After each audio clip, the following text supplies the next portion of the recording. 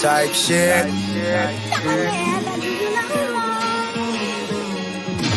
Stop playing with me, Dre. DJ K.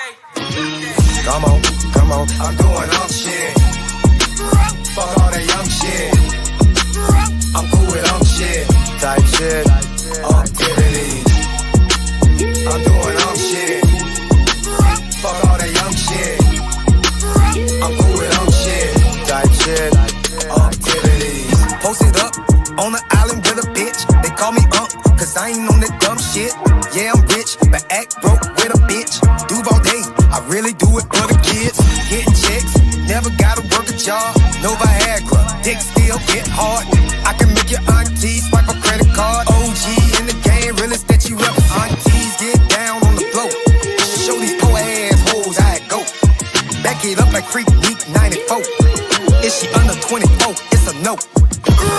Come on, I'm doing shit. Fuck all that young shit.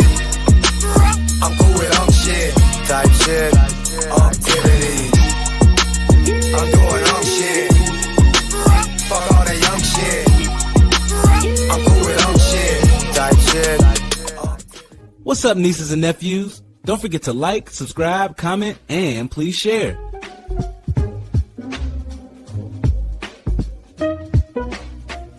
If you want to support, hit up my Cash App at $UncBeStreaming. Any donation will be greatly appreciated.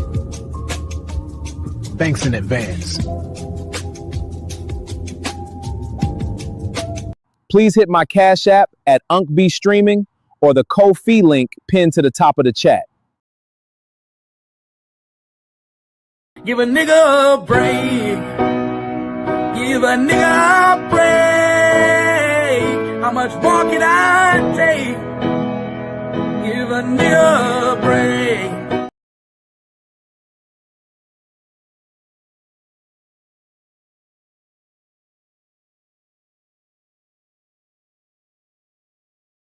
What's good, nieces and nephews? Welcome back to UncBeStreaming. Today we got some murder mystery mayhem going on for you guys. We're going to look at Houston's disturbing unidentified killer. We're going to do a little detective agency where we solve some crimes here together. Y'all are all my deputies per se. Your assistance with solving these crimes is more than welcome. What is it? Teamwork makes the dream work. Ain't that what they say? My kids used to watch something called The Wonder Pets. And I think that was one of the sayings on The Wonder Pets. If you had kids, you know what I'm talking about. But yeah, we're going to have a good day today. We're going to have some fun on this fine Wednesday hump day. I got to go to church at 7 p.m. tonight. So we're going to do that. But before we do that, I got plenty of time to do what I do when I do what I do. Before we get to the show, I just usually like to talk, rant, and ramble and say a little something. Oh, man. Life. Oh, by the way, we might do some IG insanity too, some Instagram insanity if we had time on the back end. I haven't been covering that lately, and I think it's a real fun segment. So I'm gonna try to try to get to it this time. But back to life.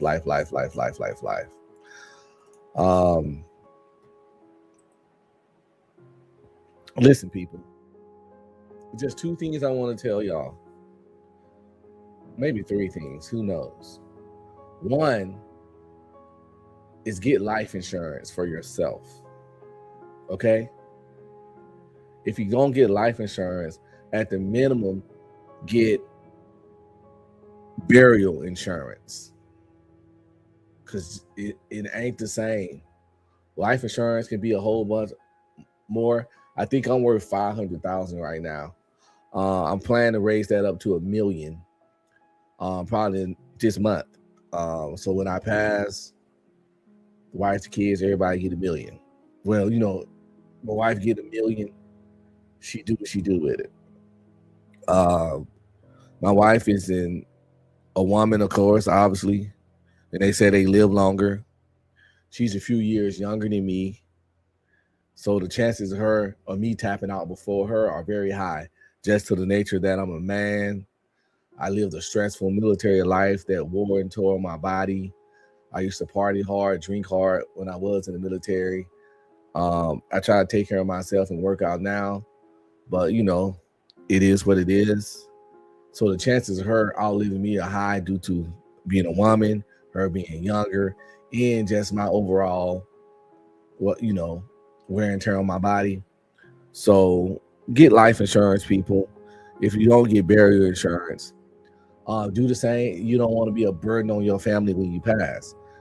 Try to do the same thing for your parents too. You don't want to be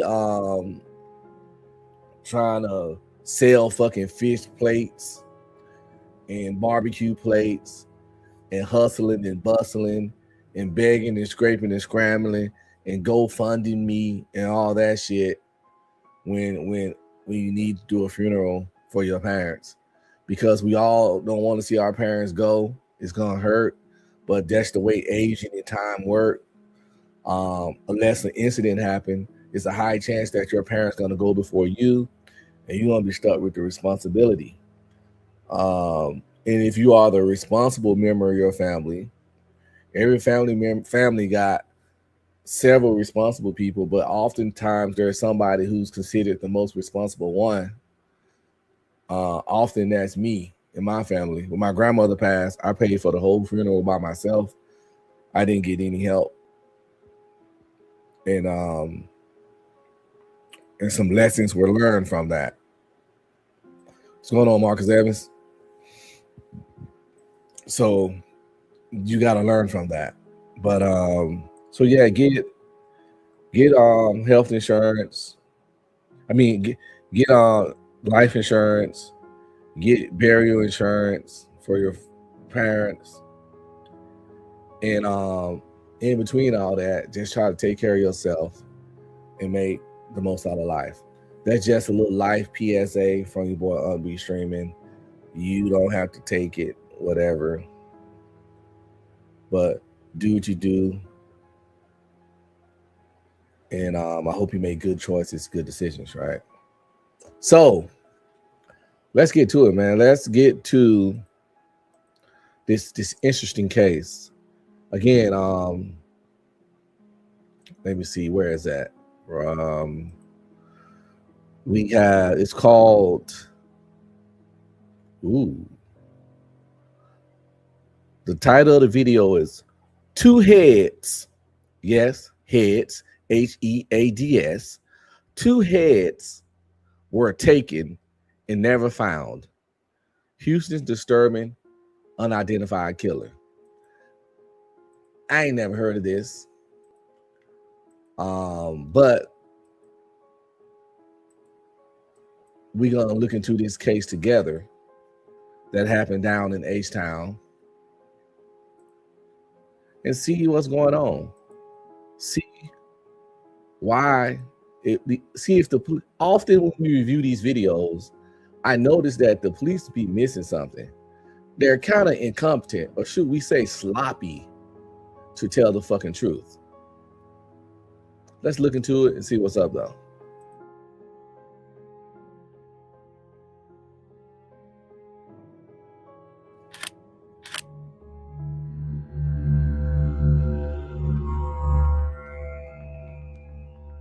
Every town has a dark side.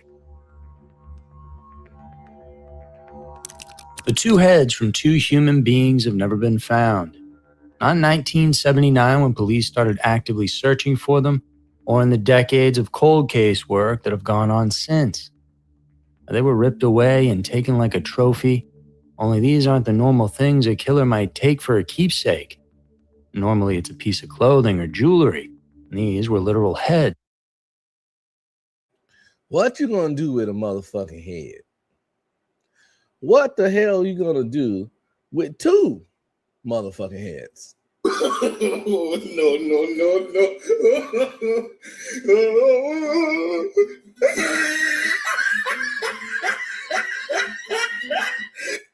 This is a case where a motherfucker took, hey, Give me some head too goddamn far. What the hell? Boom, bam, bop, bada bop, boom, pow. Sorry, people, I couldn't resist. I am a dad and I am so a dad joke just is like my fucking kryptonite, okay? And on top of that, these two weren't the only victims either. And there were 3 more, and in total, all 5 people were killed inside of a 3-month span, which begs the question, what kind of raging psychopath could do this? And an equally important question, where did this person go? Because after the fall of '79, the killing stopped on a dime, but the killer has never been brought to justice. Hey guys, it's Andrew, and thanks for tuning in to Every Town Where Today we have a unique and disturbing one for you. A frenzied spree, the likes of which are rarely seen. So let's head on down to Texas now together. This is Houston's most disturbing unsolved case, the Orchard Apartment Murders.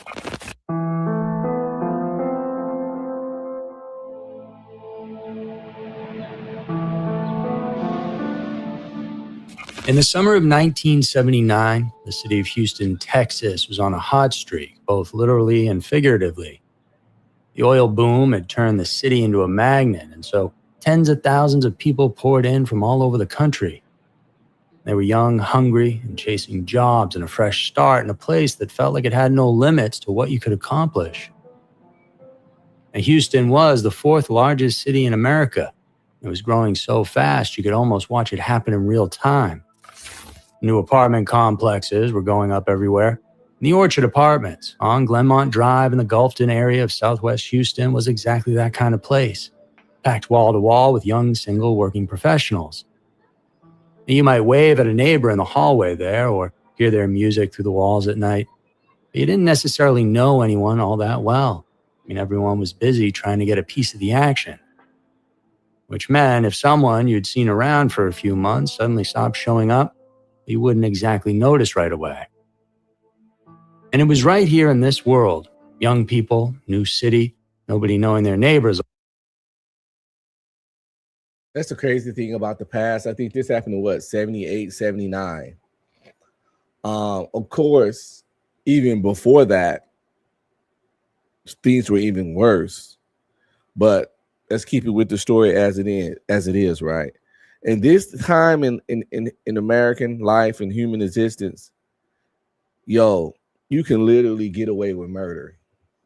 Easy peasy, lemon squeezy. Think about it, was no cell phones, no cameras on every corner, none of that. Often, if it wasn't an eyewitness, you were good. Even DNA technology, if it even existed, was fucking primitive as fuck. But I don't even know if it existed. Definitely didn't exist widespread. Like where every police station had a little lab to do the shit. So you can leave all kinds of shit at the scene. Scary times to where if you just caught somebody lacking, as the kids say, by themselves, hit their ass in the head with a hammer and walked off. Don't do those kind of things, by the way. If nobody didn't see it, the chance of them catching you was slim to fucking none. And that's one of the scary things about serial killers, because they often kill people where they don't have a real connection to them.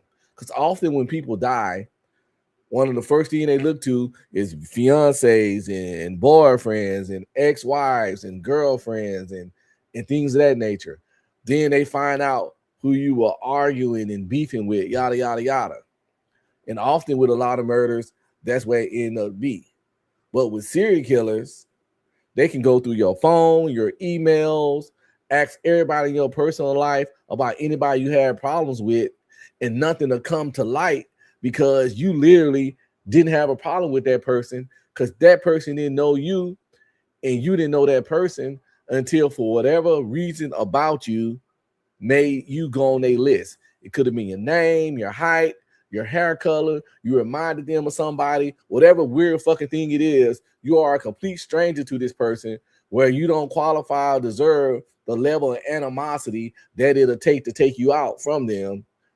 But since they're a fucking psychopath, bada bing, bada boom, they on your ass, right? Imagine that same mindset in 1979 with the low level of technology, forensic technology, cell phones, cameras, etc. And I'm saying this to say, I can only imagine how many throughout human history, how many fucking serial killers have just completely got away due to technology, due to the no witnesses. Listen.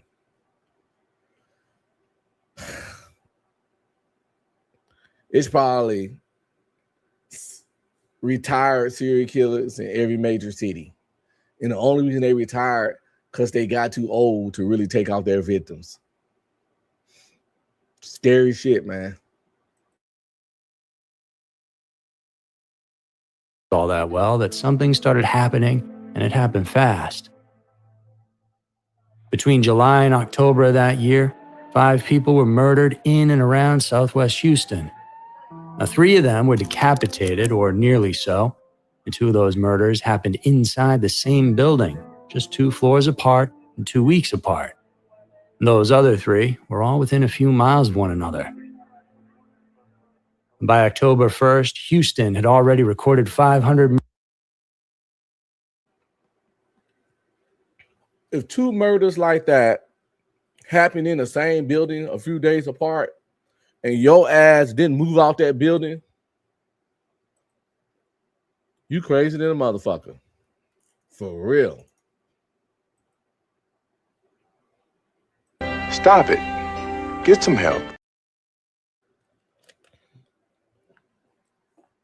I would have been packing my shit so quick. I don't give a fuck. I don't give a fuck if the building was nice as fuck. And I don't give a fuck. If that ain't a reason for a landlord to understand, fuck a lease and let you break. Nigga, 2 people got killed in this goddamn building days apart. I don't want to live here. And if you don't want me off this lease, fuck you in your lease, motherfucker. Fuck you in your lease, you funky ass. 5 letters. 1 word. Bitch!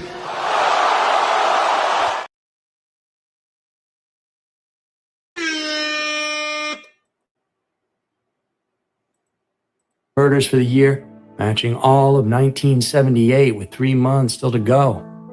The deadliest year in the city's history, and somewhere right in the middle of all that, the Orchard Apartments.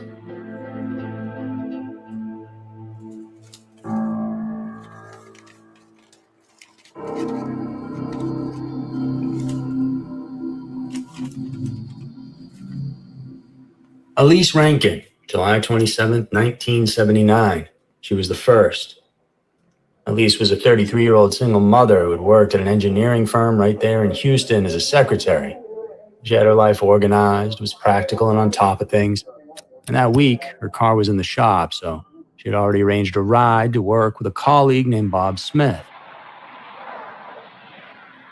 And when Bob showed up to the Orchard Apartments that morning, Lisa's door was already open. It wasn't wide open, just ajar, enough to notice. I mean, most front doors you never think about because they're always shut, so when Bob saw it sitting open like that, he stopped for a second, called out her name, but there was no answer. He put the car in park, walked up to the door, pushed it open, and then he walked in. The apartment was still. He called out again. There was nothing. He made his way toward the bedroom, and that's when he found her. Elise was in her bed, nude with her feet bound together. A pillow had been placed over her upper body, laid there deliberately, covering her from the chest up. And Bob lifted the pillow, and she had been decapitated, and her head it was totally gone. Not left nearby or on the. How crazy a motherfucker gotta be. And that's when I like reviewing these kind of videos and talking about this kind of stuff and find it so fascinating. Cause that's a level of fucking craziness, yo, that's top tier. And the simple fact is, those people are amongst us. They can be your neighbors, your friends, your co-workers, the guy behind you in line in the drive-thru, the guy standing in line in front of you in Walmart, the guy that sold you the pair of shoes you bought. They out here living, thriving, blending in, stalking, watching, waiting. Real motherfucking killers, real fucking monsters, real fucking psychos that are capable of things that you only see in horror movies. But it's motherfuckers, real life motherfuckers out here doing shit straight out of a motherfucking Friday the 13th movie type shit. Michael Myers level shit. Fucking Texas Chainsaw Massacre level shit. In real fucking life, yo.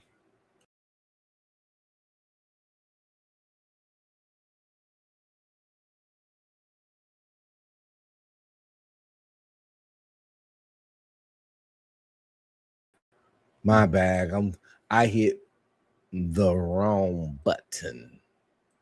But we back, baby. Let me pull this back up. But yeah, the shit's crazy. And we watch so many movies and so much true crime stuff and all the documentaries and the ID TV shit. And we could tend to get kind of desensitized to this shit. And it get normalized and sometimes glamorized. But the reality is, this shit is real. These nuts are out here, and we at risk, and our family at risk, based on the whims of a total motherfucking psycho.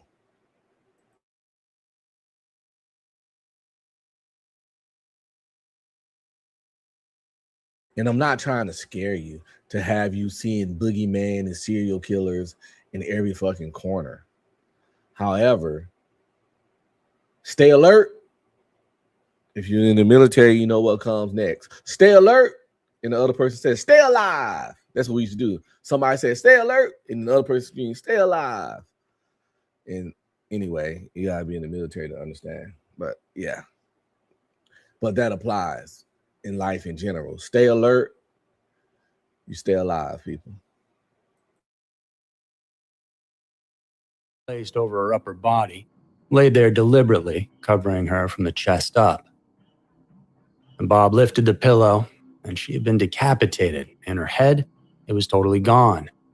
Not left nearby or on the floor, it was missing. And once investigators got in there, they pieced together what had happened. She had been essayed and stabbed multiple times. And then whoever did this had taken their head with them when they left.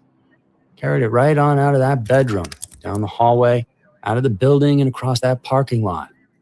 Police found a blood trail that followed that exact path and ended at a single empty parking space. And to this day, Elise Rankin's head has never been found. The next victim was Mary Calcutta. That was August 10th, 1979. And Mary was a 27-year-old Pittsburgh girl. She had moved to Houston, chasing the same thing everyone else was chasing in 79. A fresh start, her own life.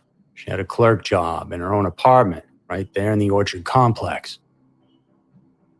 When Elise was murdered 2 floors below her, Mary was scared. And not unsettled, I mean genuinely frightened. She picked up the phone and called her best friend, Beth McKinstry. People, when someone murdered 2 floors below you, you should be scared. You should be frightened.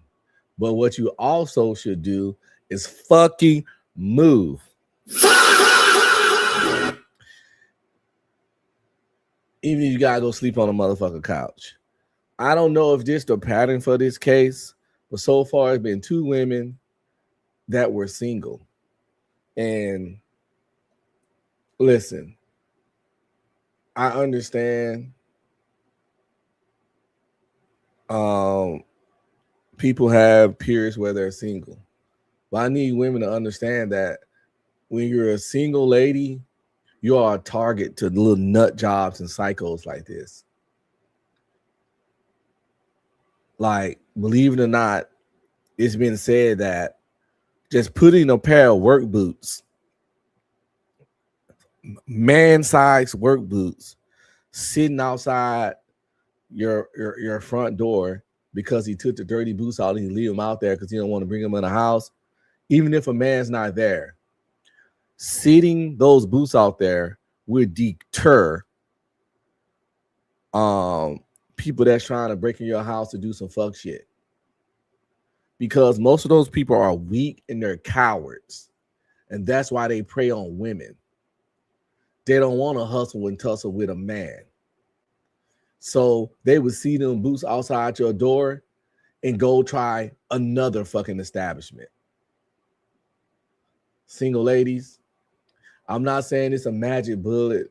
I'm not saying it's guaranteed it's 100%. But try it. Would it hurt? Borrow an old pair of work boots from your brother or your cousin or some shit. Ain't gonna hurt nobody. But so far, that's been apparent. Both of these ladies were single. One was a single mom, which is fucking terrible.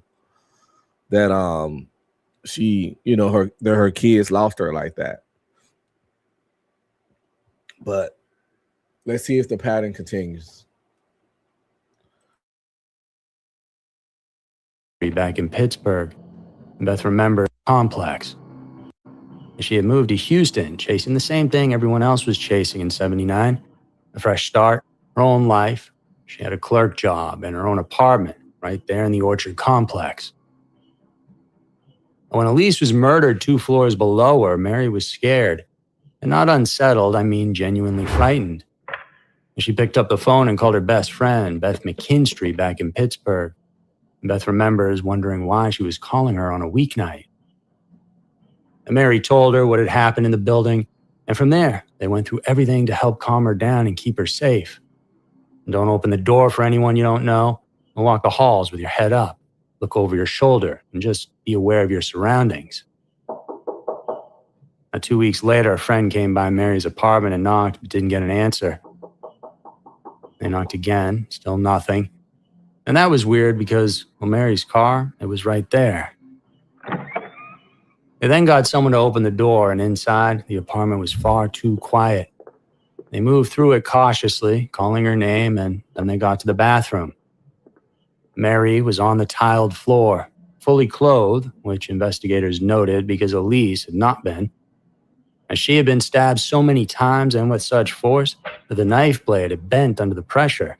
The killer just kept stabbing. Her throat, it had been cut so deeply she was nearly decapitated, and she too had been assayed. Now, Mary knew someone had been killed right there in her building. She'd been scared enough to call her best friend, and she was being careful.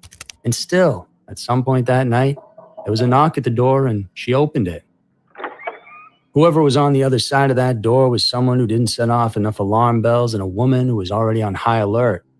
Someone who knew exactly how to get through a door that a frightened young woman had every reason to keep shut.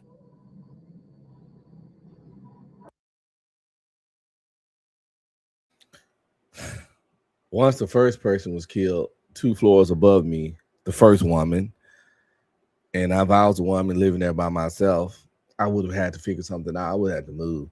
Just get another place. Again, fuck a lease, fuck whatever.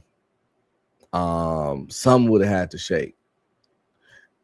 After this second one that we watching now, I will hope that any single lady that lived in that place got the fuck out of there for their own fucking safety, because this dude clearly has targets.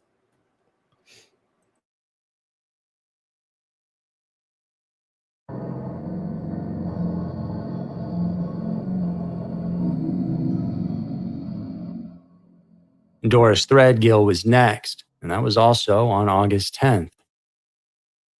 Now here's where this whole thing gets even more disturbing, because this is the exact same day Mary was killed.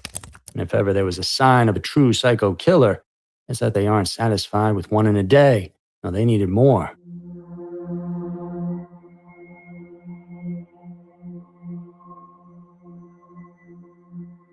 And Doris was 26 years old, and she lived in a townhouse in northwest Houston, 9 miles away from the Orchard complex, and Doris was actually killed first, about 7 hours earlier. And she had been stabbed several times, and her neck had been slashed very deeply. Same type of wound that had been inflicted on the women at the Orchard apartment, so on the surface, it looked like the same hand. But when investigators got inside Doris's townhouse, there was something that was different. And first off, there was no sign of a struggle anywhere. Not an overturned chair or a broken lamp, not a single thing out of place. And no evidence of SA taking place, which had been present in both of the Orchard murders. And the place looked almost normal, except for what had been done to her. HPD detective Richard Rodriguez, who would later work the cold cases, said either she made herself a very easy target or she knew the killer. And so was the person who walked into Doris's home that day the same person who had been moving through the Orchard apartments? Or was this someone else entirely? And if it was the same person from the Orchard complex, did this tell you that perhaps they lived right there in one of the apartments? The first kill was on his home turf. The next was Doris at the townhouse. Perhaps he tried to SA her and got interrupted. And so when he returned home unsatisfied, did he perhaps go knocking on Mary's door? Well, the reality is nobody knows. But on August 10th, 2 young women had their throats cut in the same city 7 hours apart. And 47 years later, well, both cases are still open. Joan Huffman was 16 years old, and Bobby Spagenberger was 18. They had been together less than a year. Late on the night of October 3rd, residents around the Freed Park area started hearing things. Freed Park is about 9 miles away from the Orchard apartment. Residents heard a woman screaming and then what sounded like gunshots.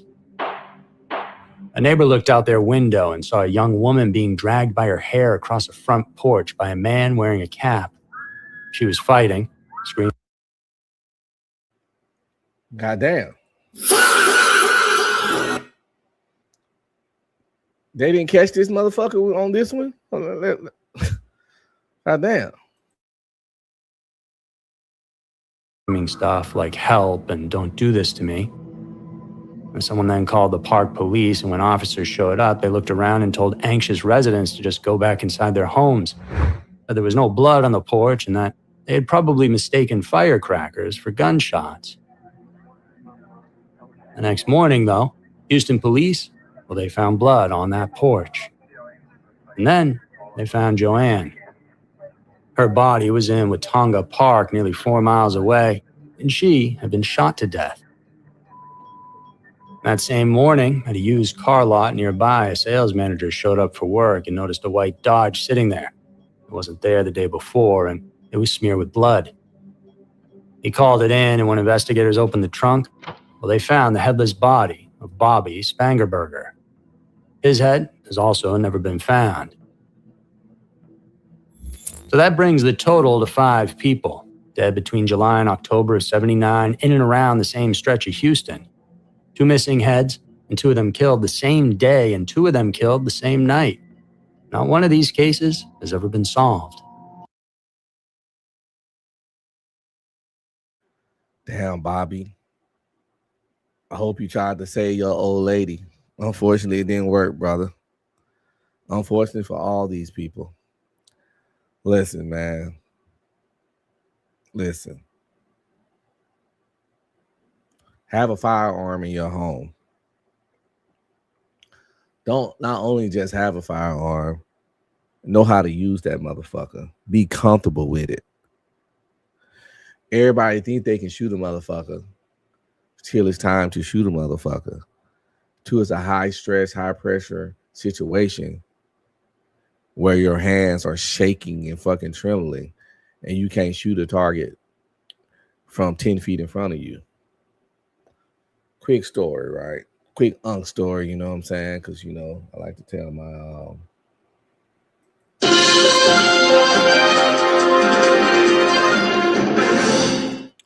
as y'all know, old Unc was in the military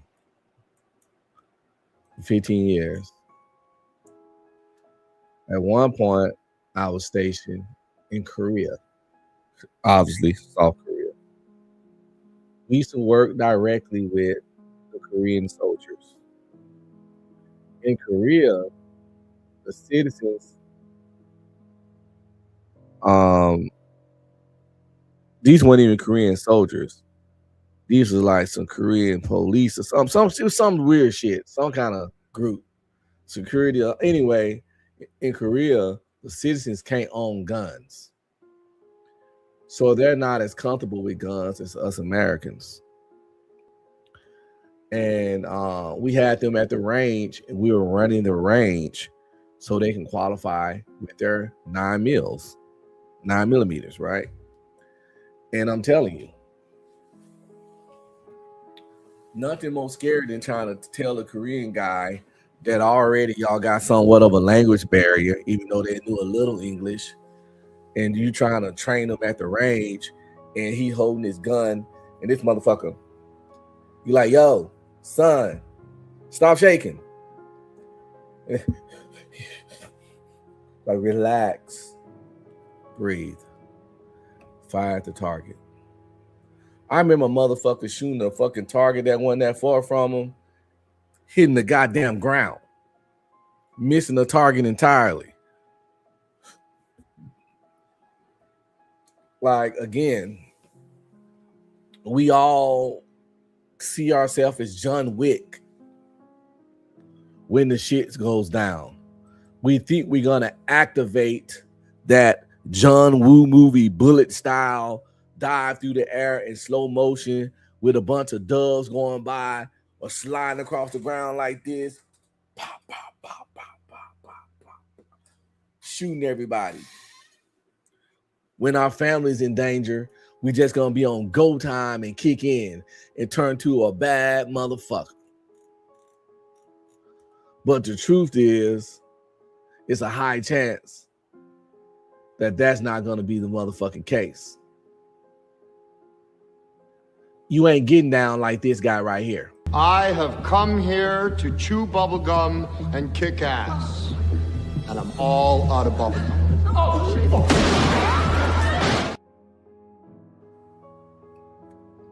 You're not getting down like that guy. Hell, you're not even getting down like this guy. Say hello to my little friend.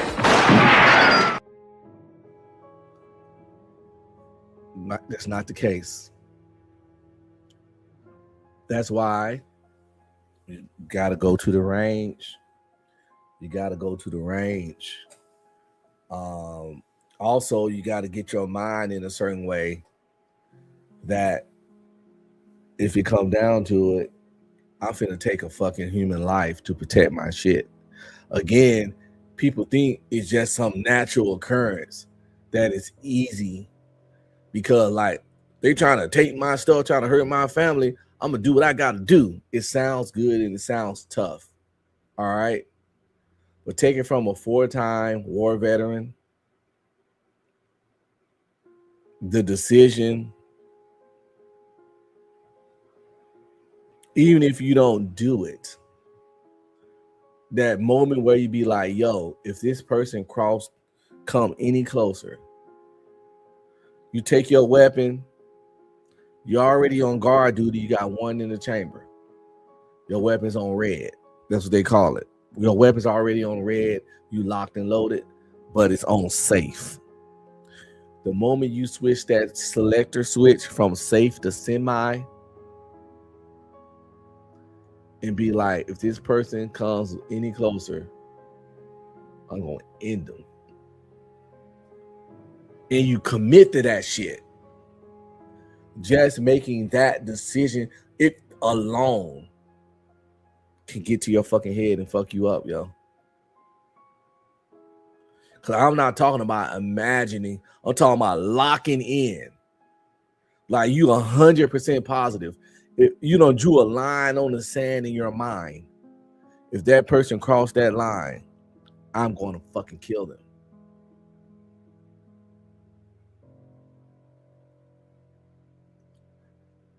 Internalizing and locking in on that mindset in itself, it's not as easy as you think. Imagine what it is doing this shit. Anyway.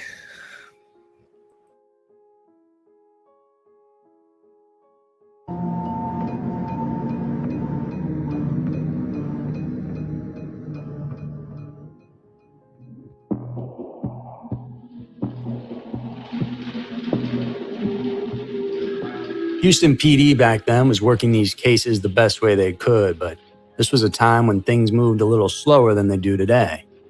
And they worked with the physical evidence, witness interviews, and with paper records. The automated fingerprint identification system that could eventually store hundreds of thousands of prints was just being introduced. DNA profiling didn't exist.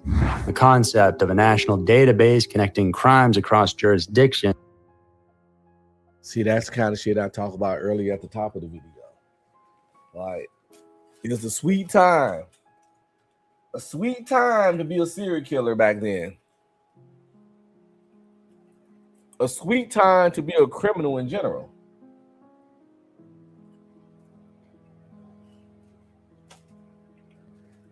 If it wasn't no eyewitnesses, or you didn't tell on yourself by bragging, or you didn't do some stupid shit like drop your wallet right at the scene,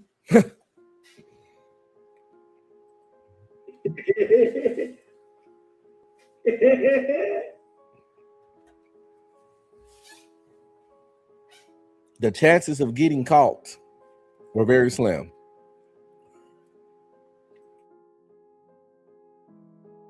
Wasn't even on the horizon. Investigators conducted more than 260 interviews across several years and followed every tip they got, but they still came up empty. Mainly, that's because no usable fingerprints from any of the crime scenes were ever found, and there was no witness who could put a specific person in the right place at the right time. And that blood trail from Elise Rankin's apartment that led to a parking space, well, nowadays you could look at the CCTV footage from that lot and watch the killer get in his car, drive away, and have the license plate. But back then, well, they didn't have that. And of course, the real question is whether all 5 of these murders came from the same pair of hands. Now, the similarities are hard to look past. The extreme throat and neck wounds, the geographic concentration of crimes within a short window of time. On the surface, it looks like a pattern, but also there are discrepancies. Some victims essayed, others not. Many stabbed, but one was shot. Some missing heads, some still there. Detective Rodriguez, who worked the case for several years, felt the same way when he said, "I think it's highly irregular that you have multiple suspects all in the same area decapitating people at the same time, but I'm not ready to say it's the same individual." And so, you either have a bloodthirsty person who moved with speed to kill these victims and then they just vanished, or you have multiple killers with overlapping methods in the same city, same few months, all of them still out there. And either answer. I mean, depending on how they're reporting on the news, it can be a copycat killer. Like if you don't like someone, or you got an ex that cross you, or some weird shit like that, and you hear about a killer killing women in a certain way, unfortunately, in the fucked up psycho crazy mind, that's the perfect time to get your vengeance on that person, and just make sure you kind of do it in a similar way to what you heard on the news, so the focus cannot be on you and directed in that way. Kind of like I used to say this, I got a really dark mind, right? I was thinking like, because people was dying of when COVID was out, and people were dropping left and right. I was like, yo, they don't know how this stuff really taking people out. They can't confirm sometimes how they got taken out. It's the perfect time, if you don't like somebody, to fucking poison them, snuff them out, put the pillow over their face while they sleep. Let's say they got COVID, put the pillow over their face while they sleep. When they pass out, all they're gonna say is, oh, he died from the COVID complications. She died from the COVID complications. And I don't put nothing past humans. I think that there were some murders during the pandemic that were covered up by goddamn COVID.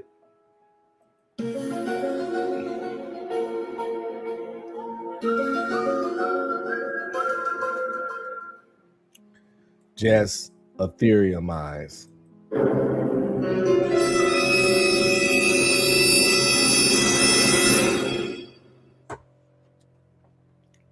I think it got a little traction to it. I'm just saying.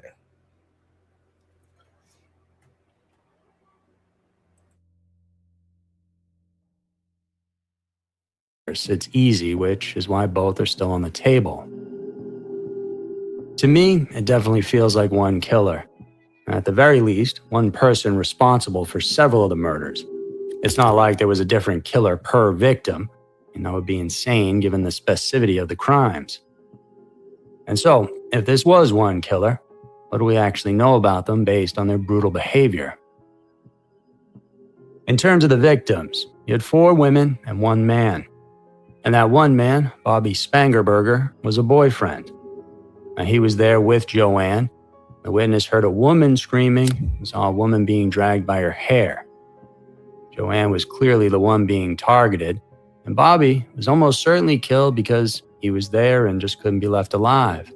He was a loose end, in other words, and not the prime target. So strip Bobby out of it, and what you have is 4 young women, all of them.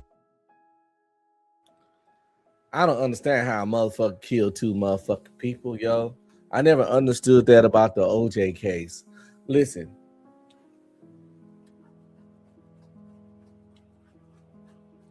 If I'm with my wife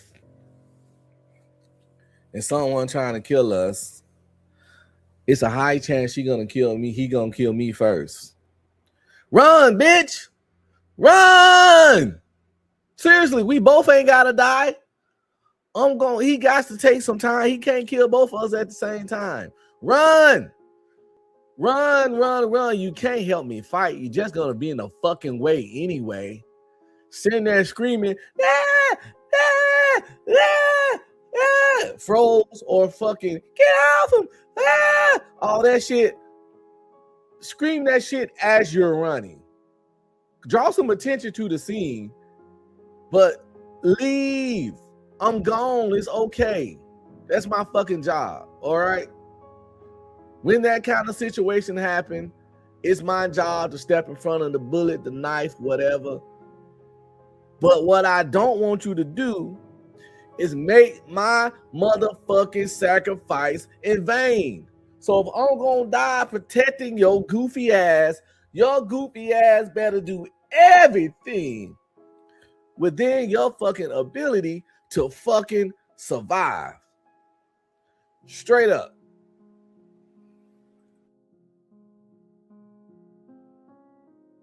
Them in their 20s or younger, all of them living alone or in vulnerable situations. And this is a victim type, the young lady who was defenseless against a grown man. That means that the killer wanted control. Brownie says, I ain't finna play with you. That's in reference to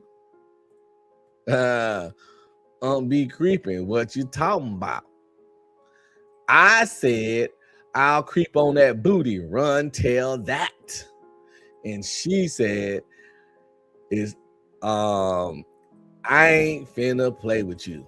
And my response to that is, if you watch my show, you already know what my response to that is. I'm trying to take it a pound, pound, pound, pound. I'm trying to lay that pussy down on the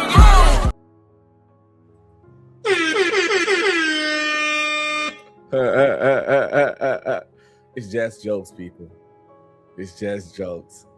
I got a pervy sense of humor, a dark sense of humor, and a very inappropriate sense of humor.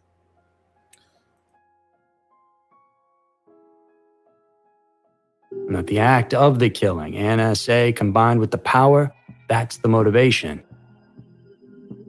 The method of killing wasn't consistent, but that doesn't mean it wasn't the same killer, not by a long shot. Circumstances may have warranted a different method. Pure curiosity and experimentation could warrant a different method. Or even doing different things to the victims to deliberately throw police off the trail, that would warrant a different method. And if that was the intention, well, then they succeeded.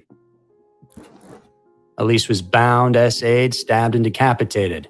Mary was stabbed repeatedly with enough force to bend the blade. Doris had her throat slashed but showed no signs of a struggle and no SA. And Joanne was shot, the fastest and most efficient of all the kills.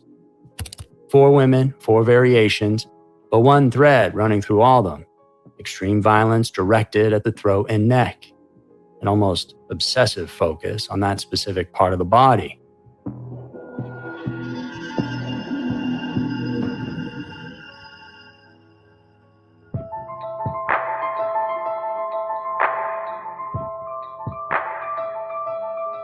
Behavioral analysis look at that kind of consistency and call it a signature. Not the method, the signature. The method is practical and it can change, but the signature, that's psychological. It's the thing the killer needs to do regardless of how everything else unfolds. In this case, the signature appears to be the throat, the control over breath, over voice, over the ability to scream. And then, of course, there are those heads. And this is the part that no amount of clinical language fully explains, but it's been seen before. And taking a trophy is a documented behavior in certain types of killers. Jewelry, underwear, photographs. Small things that let you relive the experience, at least in part, in private. So a head is not that kind of trophy. It's flesh and bone that needs to be cut through. It rots. A head requires a plan because you'll need to keep it somewhere safe and cold. It also requires a level of detachment from what you are doing that most people cannot even fathom. Now, killers who take significant body parts, not small souvenirs, but actual parts of someone, are driven by a need for possession that extends beyond death.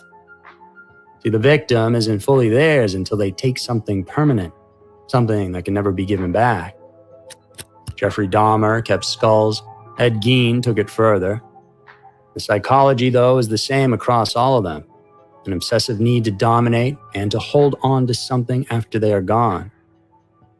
The killer has become the owner of the victim by taking their life and then taking a piece of them with them.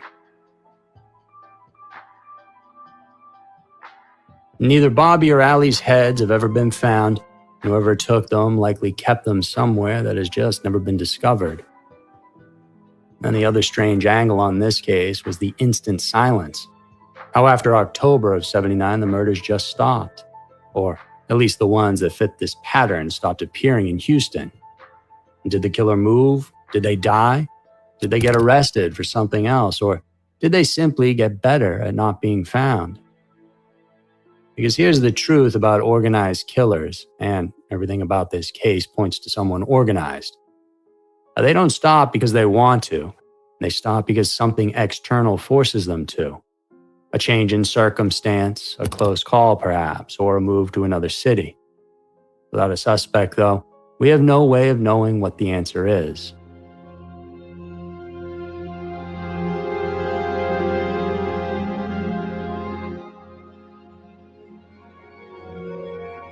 Since '79, forensic science has changed in major ways no one could have seen coming back then. In tiny vacuums that can find DNA where conventional swabbing never could, and next-generation sequencing can build a profile from degraded samples that older methods simply couldn't. Othram Labs, which was founded in 2018 and specializes in forensic genetic genealogy and advanced DNA sequencing, specifically for cold cases, is based just outside of Houston. And when everything was tested recently, well, this is what they found. Nothing. Because even with everything science has to offer in 2026, it's just not enough in this case. The DNA is either degraded beyond recovery in the decades it sat in their boxes, or was never left behind in a way that was enough to pull from. Either way, the lab came up empty. But that doesn't mean this case is finished. In 2025, ABC 13 Houston got exclusive access to the evidence room and walked through what had been collected and what had been preserved and what hadn't been tested yet with the most current methods available. So the evidence is still there, and the technology keeps advancing, so hopefully one day they'll get a hit. In Houston, I appreciate the dedication for getting justice for the victims, but this crime happened in 79 and probably was done by an adult. I was born in 78 and I'm 47. The chances of this murderer being alive ain't that high to get the justice that they want, to get the jail time that they want. But I understand solving it brings the family some form of closure. If you can get some justice out of it, that's even better. So I get it. I can dig it. It is what it is, right? That was a lot. Listen, man, it's the kind of stuff that make you afraid to send your daughters off to college. She want to go off in college and get her a little apartment off campus in a new city, and all that kind of stuff. And you got these kind of people, these kind of monsters, living, walking amongst us, and you just gotta fucking hope for the best, pray about it, try to give as many life lessons as possible, preventative measures, safety reasons. It's really, as a father especially, and a parent in general, it's really scary not once you realize the fact that your children get to a certain age where they have to do their own thing because they of that age and they want to, and they're going to do their own thing to a degree, and they're not under that constant observant protective eye. You can't I told people all the time, I have no shame to saying it, that I'm a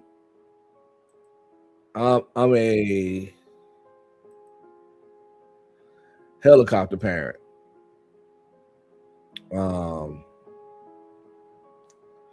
I am a helicopter parent.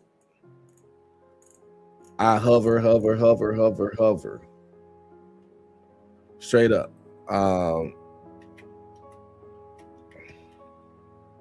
But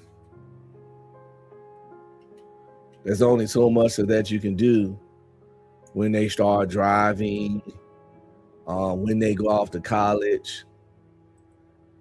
Hell, my oldest son, he 25, living in Houston with his wife and married. So I had to pretty much let go of all my I still be in his business, because even though he a grown man, he'll always be my son, my firstborn. And we gave him a good life. So he's a somewhat been a protected individual his whole life. So, he's very receptive to the guidance and stuff. So it's not a fucking problem. Like, he actually often calls for advice and things of that nature, which as a parent, I really I'm grateful for that.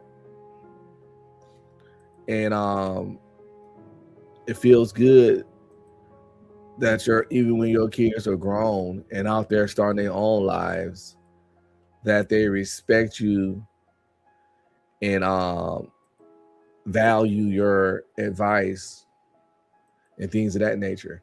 It lets you know that you're being a good parent or whatever.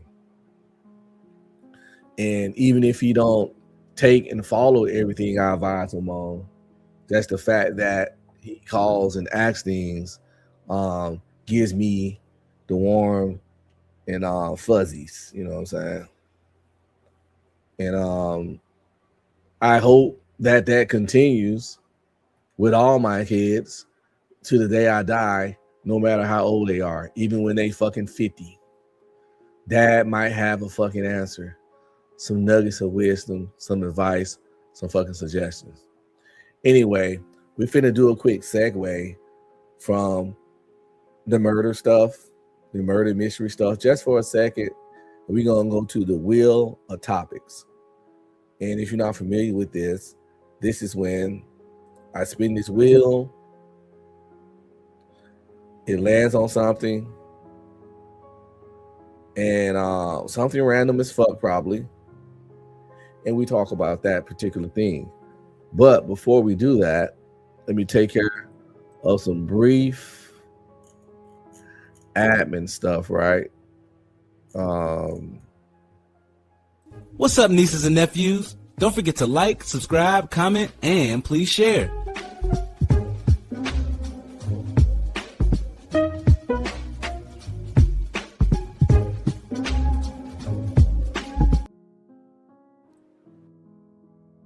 Please hit my Cash App at UncB Streaming or the Ko-fi link pinned to the top of the chat.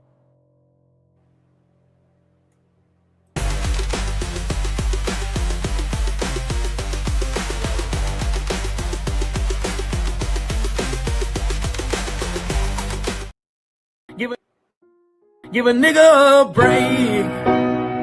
Give a nigga a break. How much more can I take? Give a nigga a break. So let's see what we got here.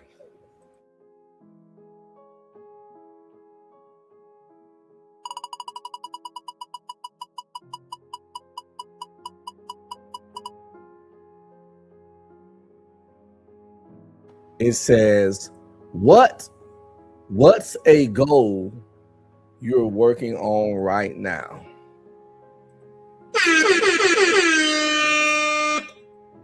As I answer this question, I also want to ask you, few people that's watching as I struggle stream, and anybody that watch on the replay game. Shout out to the replay game, by the way. I fuss with y'all tough.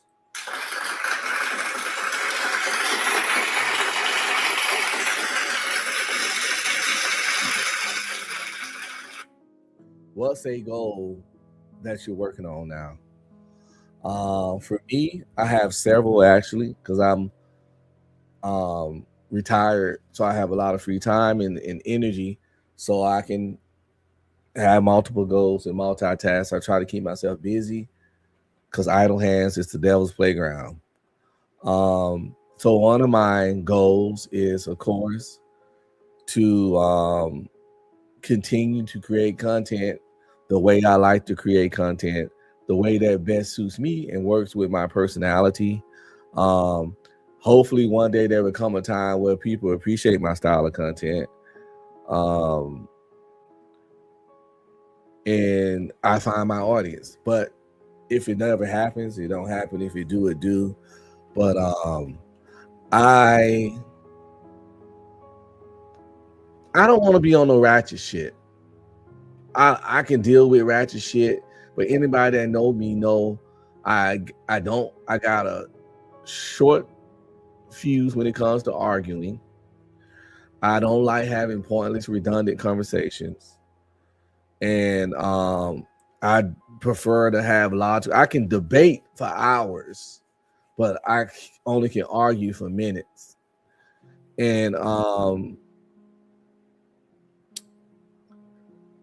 I just, so one of my goals is to not adjust my content for what people like to watch and continue to do the content that is me and find people from my tribe. That's my goal, to continue to do things the way I want and eventually find like-minded supporters like me that just like to have introspective, thought-provoking, intriguing, different type conversations outside the normal shit that's talked about at the barbecue, at the barbershop, at the nail salon, at the hair salon, yada yada, that shit. I know I'm not special, and I don't think I'm special. And again, I like niggatry and fuckery not just as much as the next person. I don't, because I only like it in spells. But I'm not gonna act like any of that shit is beneath me, or I'm better than anybody that fucks with it, because I partake in it too. However, it's not my main source of shit. And my goal is to make content for people like me that want a little more balance in life. Fuck with the fucking little niggatry sometimes, but at the same time, I want to be the place that people come to when they need a break from a certain type of shit. So that's one of my goals, is to make that kind of place and have that kind of place grow. Also got goals of just doing different styles of content. Like I said, soon I'm do some game shows. Soon I'm just gonna be up here chilling and vibing. I'll be because I really need to learn how to play the piano or the keyboard or whatever. I got a fucking a ukulele that I need to learn how to play. We can learn how to play that together. I got a drum pad that I need to learn how to play. I'm gonna be in this bitch one-man band and having jam sections, and we're gonna be making songs and jingles, and I'm gonna talk shit. And I might sing some songs about people talking shit, play, just whatever the fuck. I'm just gonna jam the fuck out and have a fun. And I might even forget that the camera's even on and just vibe the fuck out and see how that go. So that's a goal, is just to continue doing this content. We're doing this content my way, the way that best suits my personality, because if I can't be me, I don't want to fucking do it. And if I gotta be someone else for views and likes, I'll stay with my struggle streaming before I do that. And it's just certain, but the shit, especially in the sector that I'm go around in YouTube, the kind of shit that's liked the most is the kind of shit that I find the most exhausting to do regularly, So that's one of my goals. Another goal is to write this sci-fi fantasy novel. I have several ideas for different sci-fi fantasy novels. I've started one before. I haven't scrapped it, so I might just revisit that and finish that one up. But that's the plan. So I got a goal, just to just keep doing my content the way I like, and hopefully things grow. and don't adjust regardless, because it's what I want to do. I want to finish a sci-fi fantasy novel before the end of the fucking year, to be honest. And of course, another goal is to continue to work on my fitness. And of course, just, be the best father, husband, friend, son, brother that I can be at all times. Work on my relationship with God. It's always a process, a work in progress. Those are the goals that I have right now. What are the goals that you all have right now? If you don't have any, sit there and think about it sometimes. You don't have to have as many goals as me, because everybody don't have the same amount of free time as me. Oh, and another goal is to continue, to work on my AI cinematic movie and skit channel. I'm working on a skit now for John Gok. I'm 50% done. Started on it last night. It'll be coming out soon. It's going to be similar to, it's called The Roast of John Gok. And it's going to be similar to the one I did that one time about Cheyenne Bryant, The Roast of Cheyenne Bryant. Like I said, I just be having fun, trying to be creative, right? Skits. This is the one I did about Cheyenne Bryant. The John Galt one is coming soon. And I'm going to be doing more of these. If you got any suggestions on who I should do one on, I ought to do a JP one just for the fuck of it, because he has enough material to go for days. But this is the last one I did.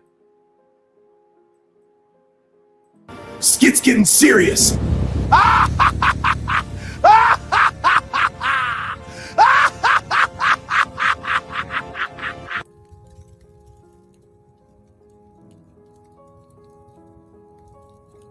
So why don't you just show proof of your doctorate? I only answer to God, and he know my truth. My pop said, keep his name out your mouth, you lousy bitch.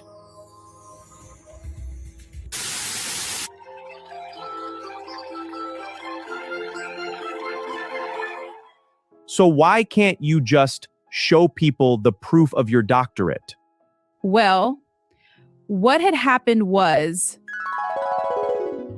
I was going to call in and request my psychology transcripts to apply to a job as a professor at a law school.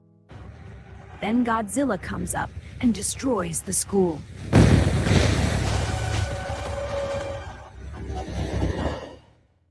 And that's why I can't get my transcripts. Wait, what? That's the truth, and I'm not talking about it anymore.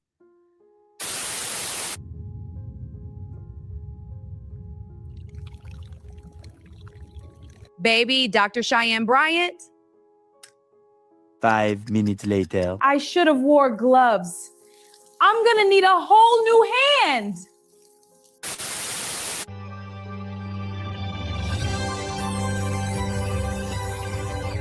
I just want to give a shout out to my doc squad. Your what? And who's in that? I am Doom. Bow before me. Your world is mine. Hi, I'm Doc McStuffins. Let's check your heartbeat. It sounds great. Let's tighten up this low end. Yeah, that's the pocket right there. $1 million.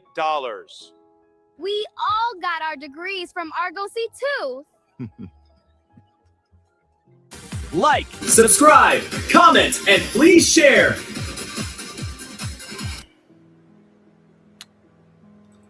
So yeah, Make sure you hit the right. Some people. So yeah, I'm working on something of that vein. Hey, Carmen. I'm working on something of that vein for John Galt. Halfway done. It's gonna be short, sweet.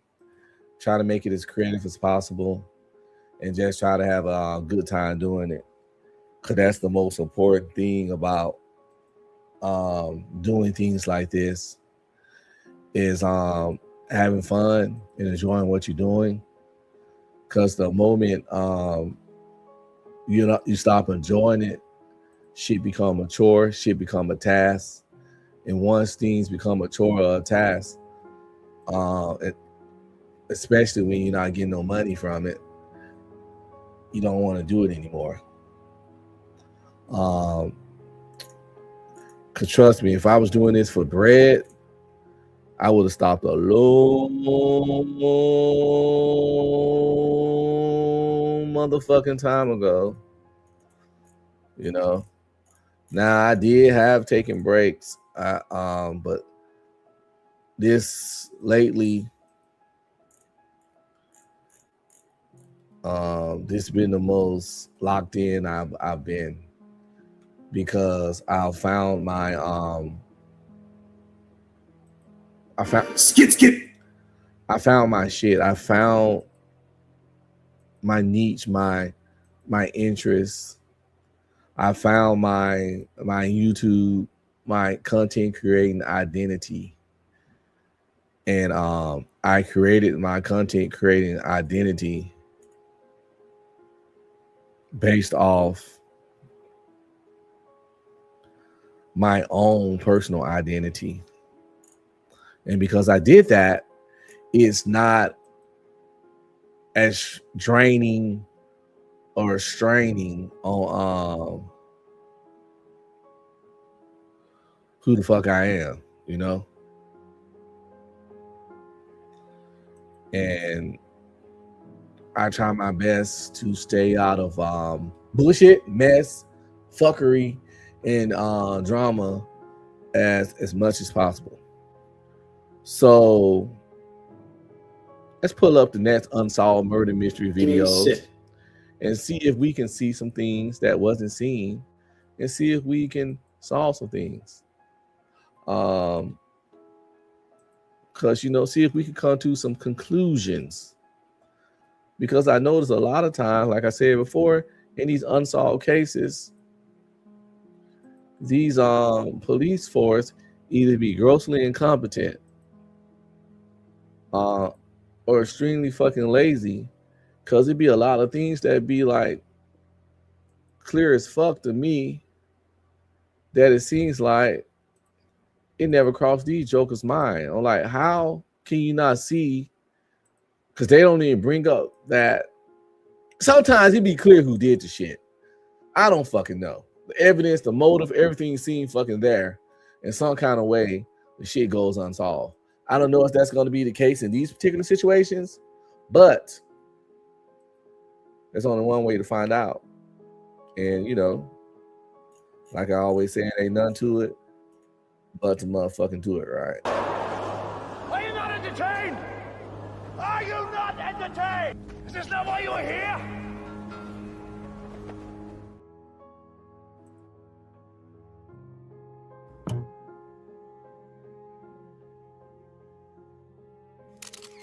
Five unsolved murder mysteries.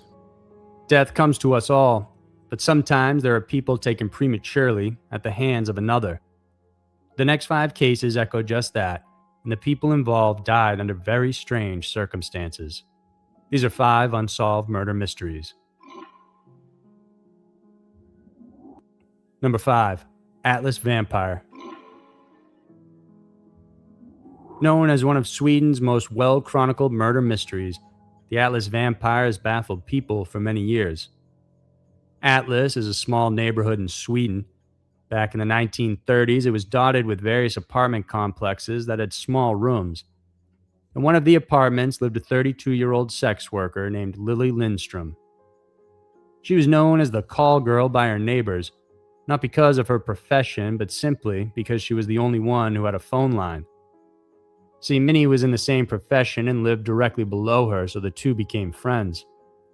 Several days later, though, Minnie began to grow worried when she hadn't seen her coworker in a while. Concerned, she called authorities and asked them to do a welfare check, and when they did, what they found shocked them. When police entered the apartment, they found Lily lying face down on the bed, completely naked with her clothes neatly placed on a chair by her side. She had died from receiving multiple blows to the head with some sort of blunt object, and appeared she was killed 2 to 3 days prior. The used condom was found on her backside, and the most unnerving discovery of all was that while the room was relatively clean, nearly all of Lily's blood. Is that what condoms looked like in the 1930s?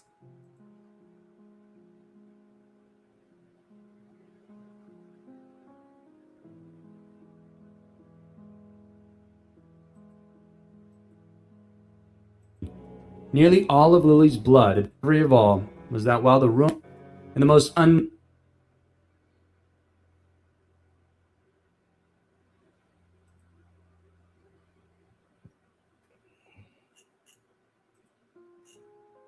What the hell?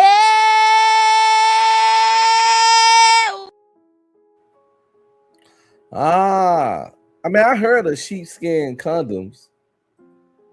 I never used one because when I was out there active, I never ran across any women that had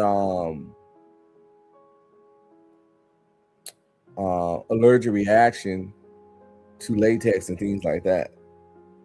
Because I heard often, like when you have a woman that has allergic reaction to latex, you can either switch to sheepskin or this other shit. I forgot what it's called, but it doesn't cause them much problems. But none of the women I ever been with had that allergic reaction, or I was fucking raw dogging. No.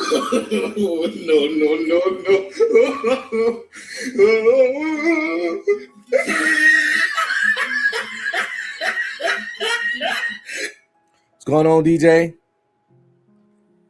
He says they're good for pregnancy, not STD. Then I'm glad I didn't use them, because pregnancy is a concern. Always was a concern when I was coming up out there in the street slanging woods, but STD was a bigger concern. And if I was raw dogging, it was a trustee, and often sometimes we used to go to the clinic together, but it was definitely a trustee. By trustee, you know, if you're a player out there in the game, you understand what I'm saying. Everybody, based on their lifestyle, how they carry themselves, how they conduct themselves, they still fuckable. But everybody, you don't trust their body. If you trust every woman you fuck with body the same, then, you know, I feel sorry for you. But yeah, it's good for pregnancy. That's cool. But STD's always been a big concern of mine. But luckily, I made it to this big old age, and I'm good now because I'm married. But, you know, I ain't knocking people that's not like that, and I'm not STD shaming either. But I made it to 4 kids with 1 woman, and trust me, I have been reckless. Okay,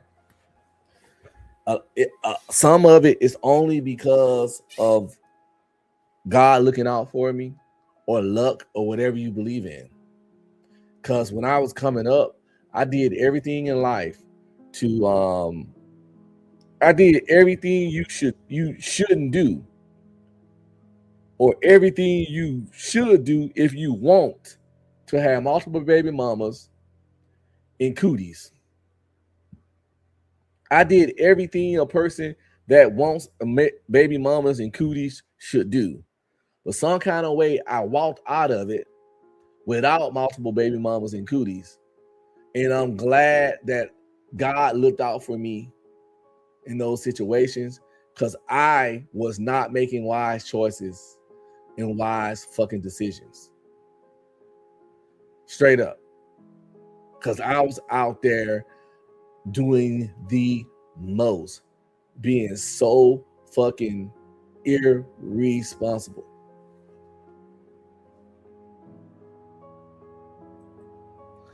Brownie says STD shaming is needed for a particular group. I can see that.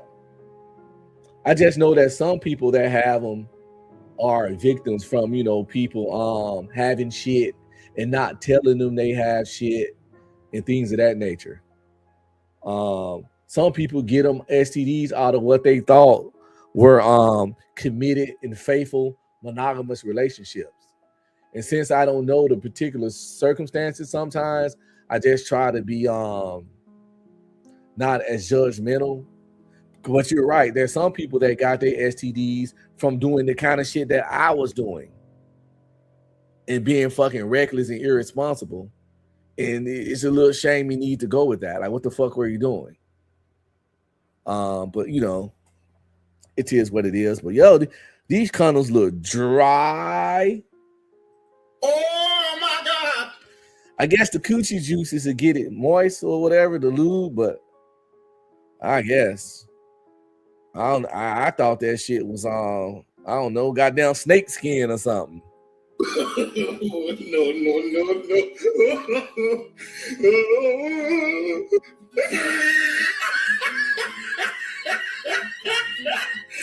Let's get back to this fucked up murder, though.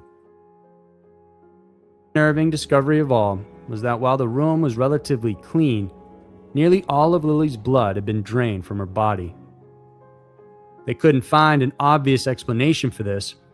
One clue did lead to a chilling conclusion, though, as police found a blood-soaked ladle in the room.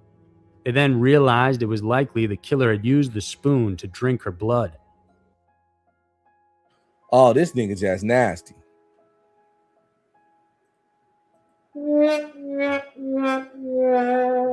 Oh, this boy just sick. By the way, shout out to DJ Witch Doctor for the Cash App. It's greatly, greatly appreciated. I ain't got no wait. I keep saying, I always say this. I don't get enough support to where I keep forgetting to do this. Thanks for all the support I get. But I always be like, I'm gonna have to make some kind of celebration thing, but I ain't got nothing yet. But I'm gonna piece together what I can. Here comes the money. Here we go. Money talk. Here comes the money. Money.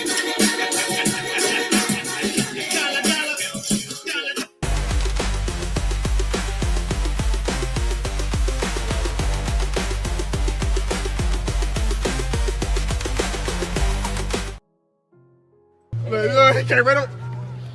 Oh, just give me my money. Just give me my money. Okay. Give me my money. Okay. Give me my money. Shout out to Fighter Complex, Dominican representative.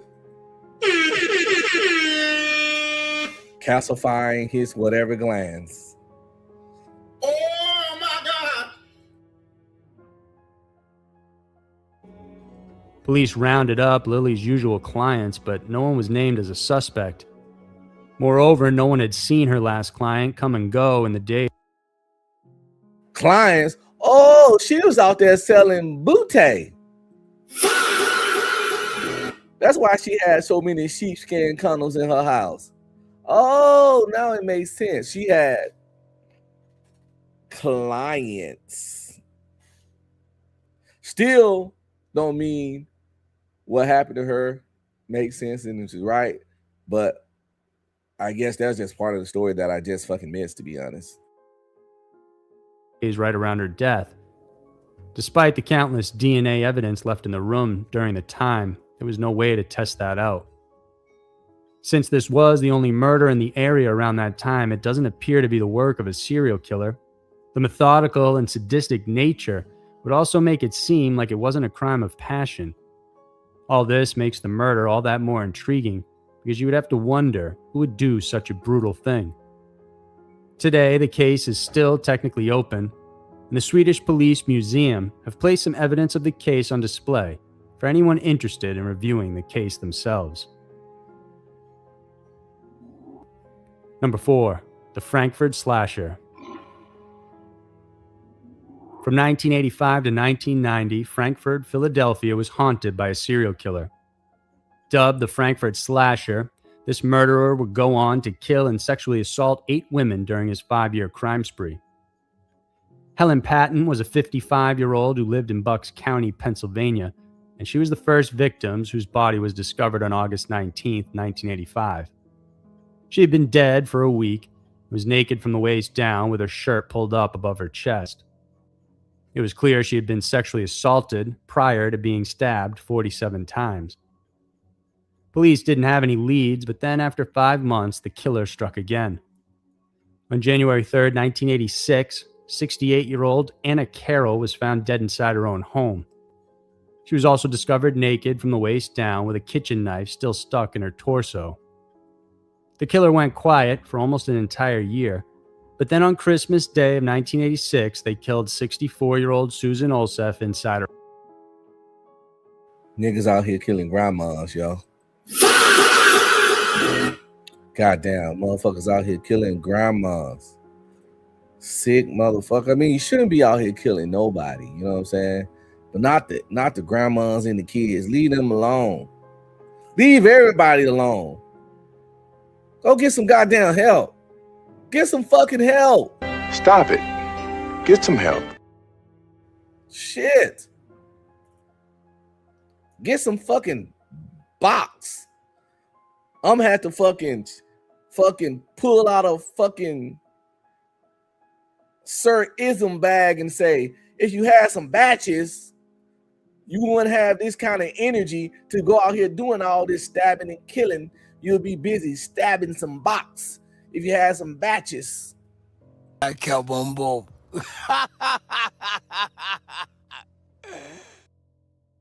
I wonder if like people like this can do that. Can they read that? I doubt it. They psychos. It don't matter. You can't really redirect psychotic energy, or can you?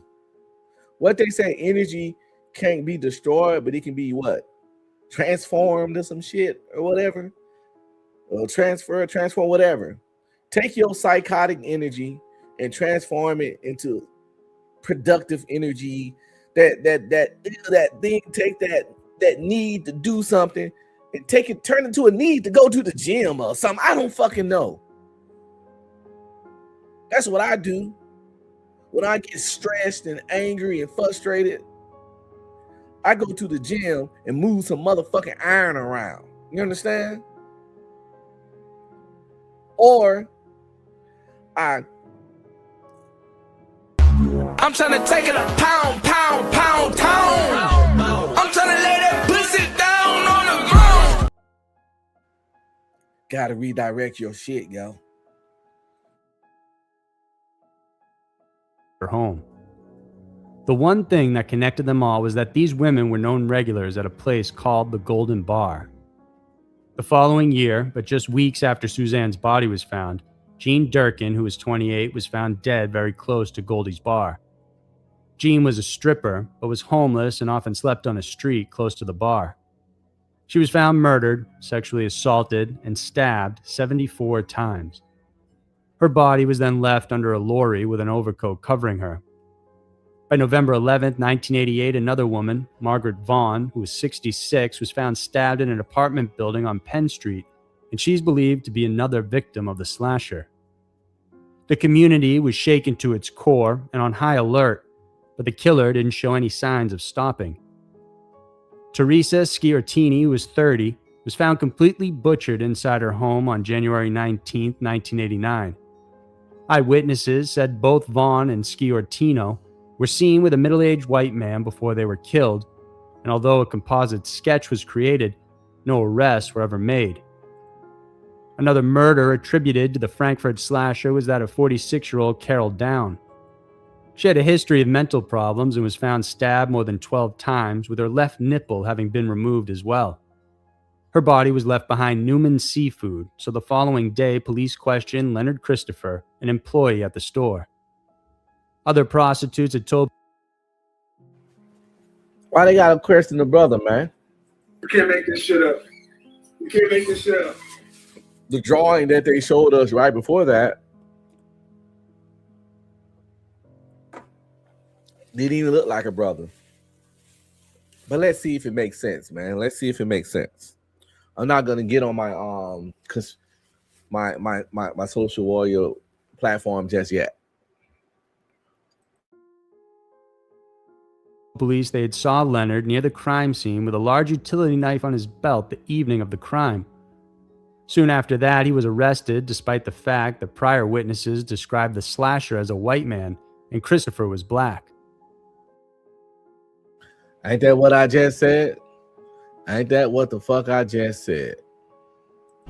Damn! Let's see how this ends up, though. There was little evidence against him aside from the eyewitness testimony, but nevertheless, he was convicted for the murder of Carol and sentenced to life in prison. So with Christopher in jail, many thought that the Frankfurt slasher was gone for good. What the hell? Why are we, not just me, because I know y'all did, just now hearing of this?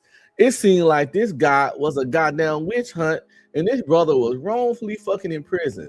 I'm at to research more in this case because the fucking eyewitness said the person was white. The guy had a knife on him outside the restaurant. When you work at a restaurant and you might have some kind of knife, I don't know, to open cans, to cut shit, to work on shit. Who fucking knows? He was seen in the area because he worked at the restaurant that the shit happened behind. Why wouldn't? Oh my fucking God.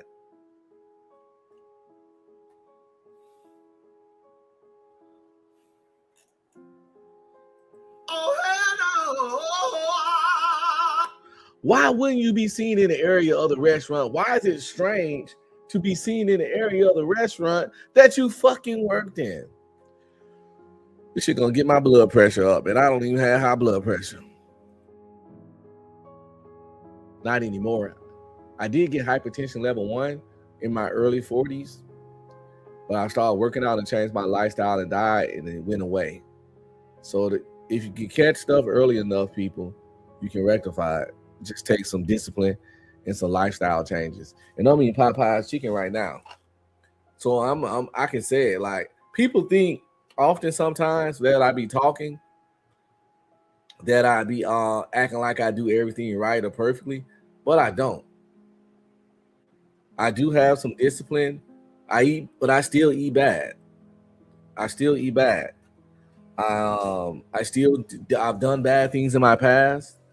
I got bad things capable within me right now, but I try to always lower the amount of bad things I do. I try to do things to counter or undo the unhealthy or bad things I do. Like, I'm eating this chicken today, first meal of the day, but I'm still going to go running tonight after I get back from church. Running around the neighborhood, probably do like 3.5 miles, 3 miles, maybe 4 miles. What's today? Wednesday? Yeah. Still going to the gym tomorrow. But so it's like,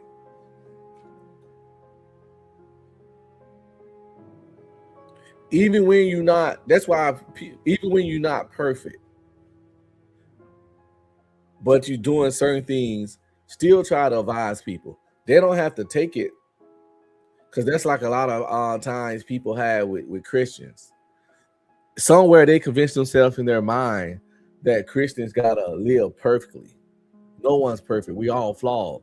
We all have sin. That's why Jesus died on the cross, if you believe in all that. But the thing is, like, a person don't have to live perfectly for me to adhere to something they say that makes sense. If you telling me don't do this, this, and this, I'm not gonna ignore your shit if it makes sense because you do this, this, and this. A homeless nigga can give you good advice. A crackhead can give you good advice. A person that eat Popeye's chicken can also give you advice on working out and keeping your fitness up so that the Popeye's chicken don't have the same effect on you. See, I know I have bad habits. Therefore, I work out and do other things to combat the times when I do slip up and have bad dietary habits. But listen, I can't really I'll lose all my fucking hair if I try to get people to understand the concept of a person don't have to be perfect and do everything right to still have useful information on doing certain things. I actually think people use that as a way because they just don't want to do right. So they try to use something they don't like about you so they can continue to do wrong, when just because you do something that's wrong doesn't make the shit you telling them not the wrong thing to do. But listen, I'm rambling, yo. Let's get back to it.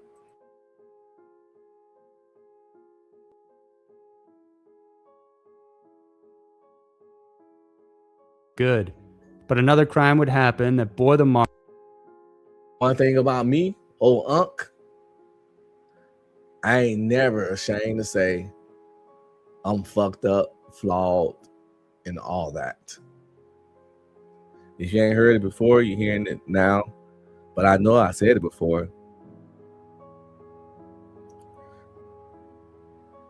I at this point in life, I do more right than wrong. But at one point in life, I did more wrong than right. But the whole time, I knew what was right. So even if I tell you what's right and I'm not doing it, just because I'm not doing right, don't mean what I'm telling you not right.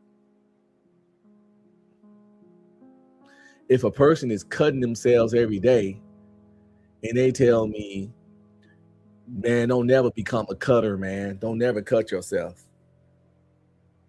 I can't be like, well, you cut yourself, so I'm going to do it. No. I know that even though the person that's doing the shit, even the person telling me not to doing the shit, doesn't change that the shit ain't a wise thing to do. If more people can get over themselves and learn from situations like that, people have way less problems in their life. They too worried about the messenger and how the messenger living than the actual factuals, the reason and the logic behind the message. Pastors, blah, blah, blah, they can't say this. They out here fucking the church and let's say they fucking the whole congregation. If he tell you some shit that makes sense, that doesn't make it not make sense anymore. A hypocrite can still give useful, accurate, correct advice.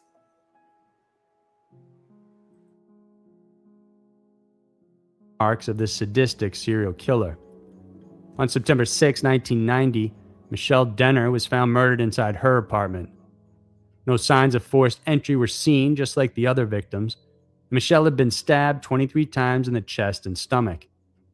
She was a unique case because she was acquainted with one of the previous victims, Jean Durkin. In fact, the night before Durkin was discovered dead, Michelle was seen arguing with her over a blanket. This actually led police to initially consider Michelle as a suspect, but soon dropped it, seeing that there was no evidence to convict her. Investigators believe that since the two frequented the same bar and area, they both may have come across the slasher and somehow became victims of his vicious killing spree. Who the killer was or is, however, still remains a mystery. Number 3, Ricky McCormick.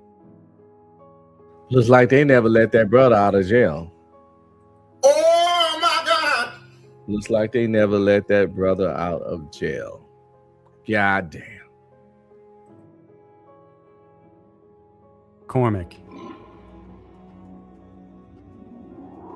When police found Ricky McCormick's body, it was so badly decomposed that his fingers had fallen off.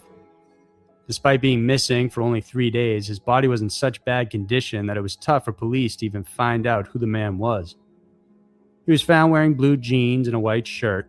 His lifeless body had been left at a notorious dumping ground in the rural cornfields of St. Charles County, just 20 minutes from downtown St. Louis. After conducting an autopsy, the coroner ruled his death undetermined with suspicion of foul play. There were no stab or bullet wounds to indicate he had died that way, and even if there was a possible head wound, it was hard to determine because of the advanced decomposition. Despite the ruling of suspicious death, however, there was very little to go on. With no clues on his body, they collected information and leads from Ricky's family, friends, and girlfriends. Ricky was a high school dropout who had lived in the Illinois and Missouri area, bouncing around from one address to another most of his life. He would often mooch off his mother, and it was obvious their relationship was strained since his mother labeled him retarded, citing he likely suffered from some form of mental illness that went undiagnosed. He wasn't married either, but had fathered 4 children, the first 2 with a then 11-year-old girl nicknamed Pretty Baby. For that, he served 13 months out of a 3-year prison sentence for statutory rape. At the time of his death, he was 41 years old and suspected to be involved with drug activity. Despite finding out more about his life, police were stumped and no leads panned out. From the public eye, Ricky's case went cold and nothing came out of the investigation. It wasn't until 12 years later when his case recaptured the public's attention once again.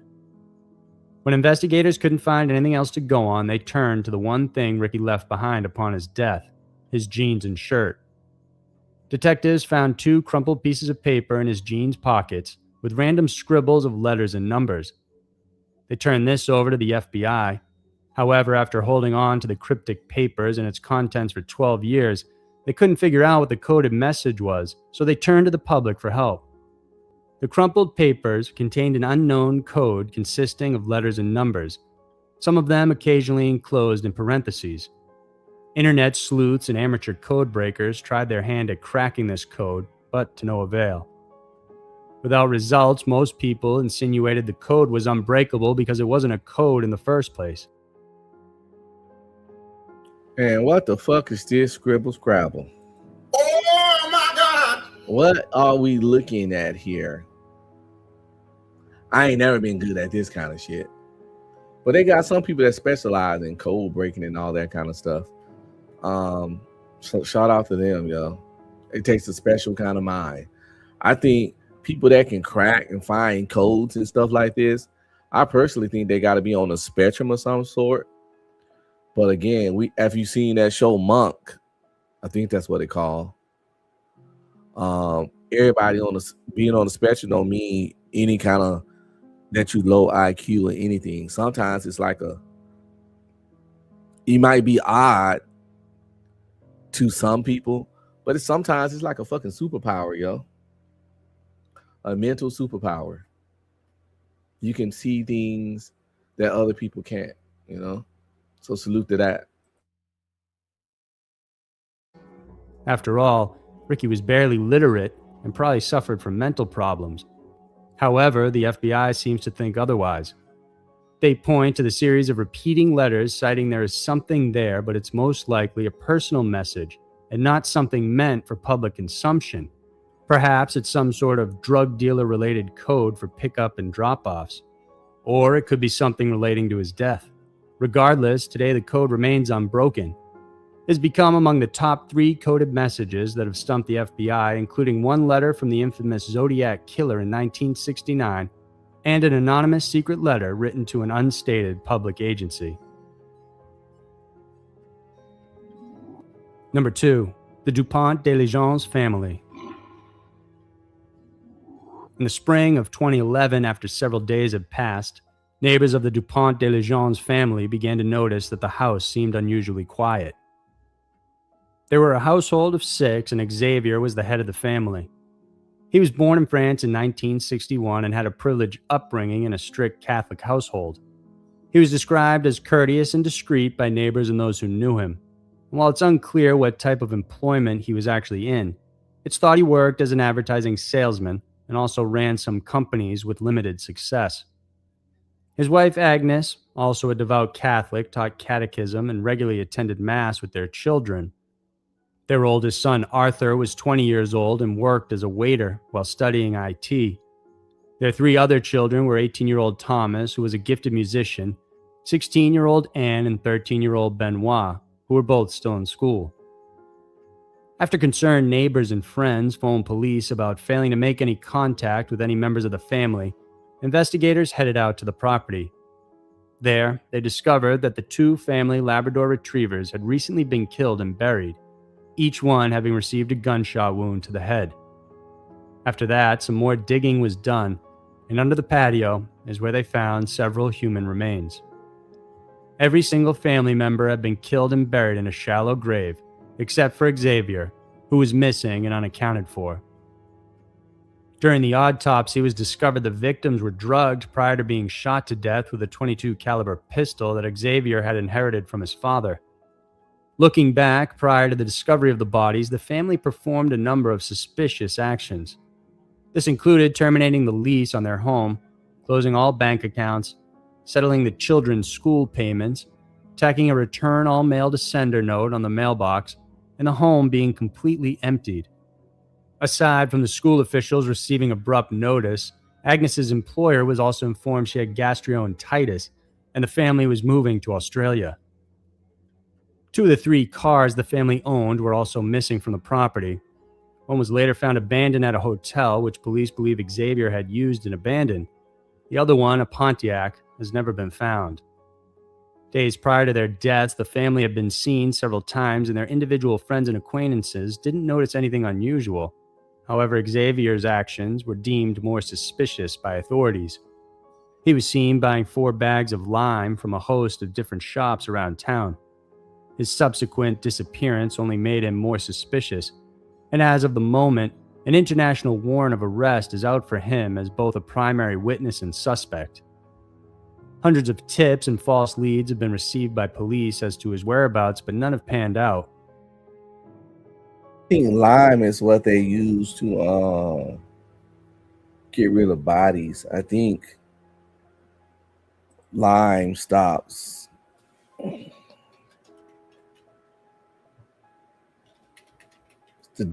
I don't know, it stops the smell. I hope I'm Googling this. Gonna make people think I'm trying to kill somebody. But I don't care because I'm not. So it don't matter.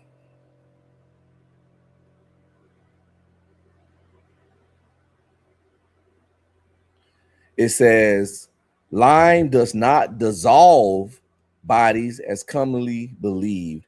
Instead, it is used in carcass disposal to slow decomposition and reduce odors.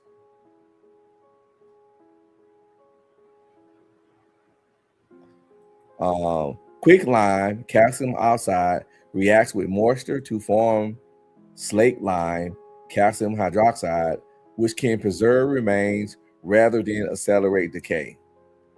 Lime creates an alkaline environment that inhibits bacterial growth, thus solving the breakdown of organic material.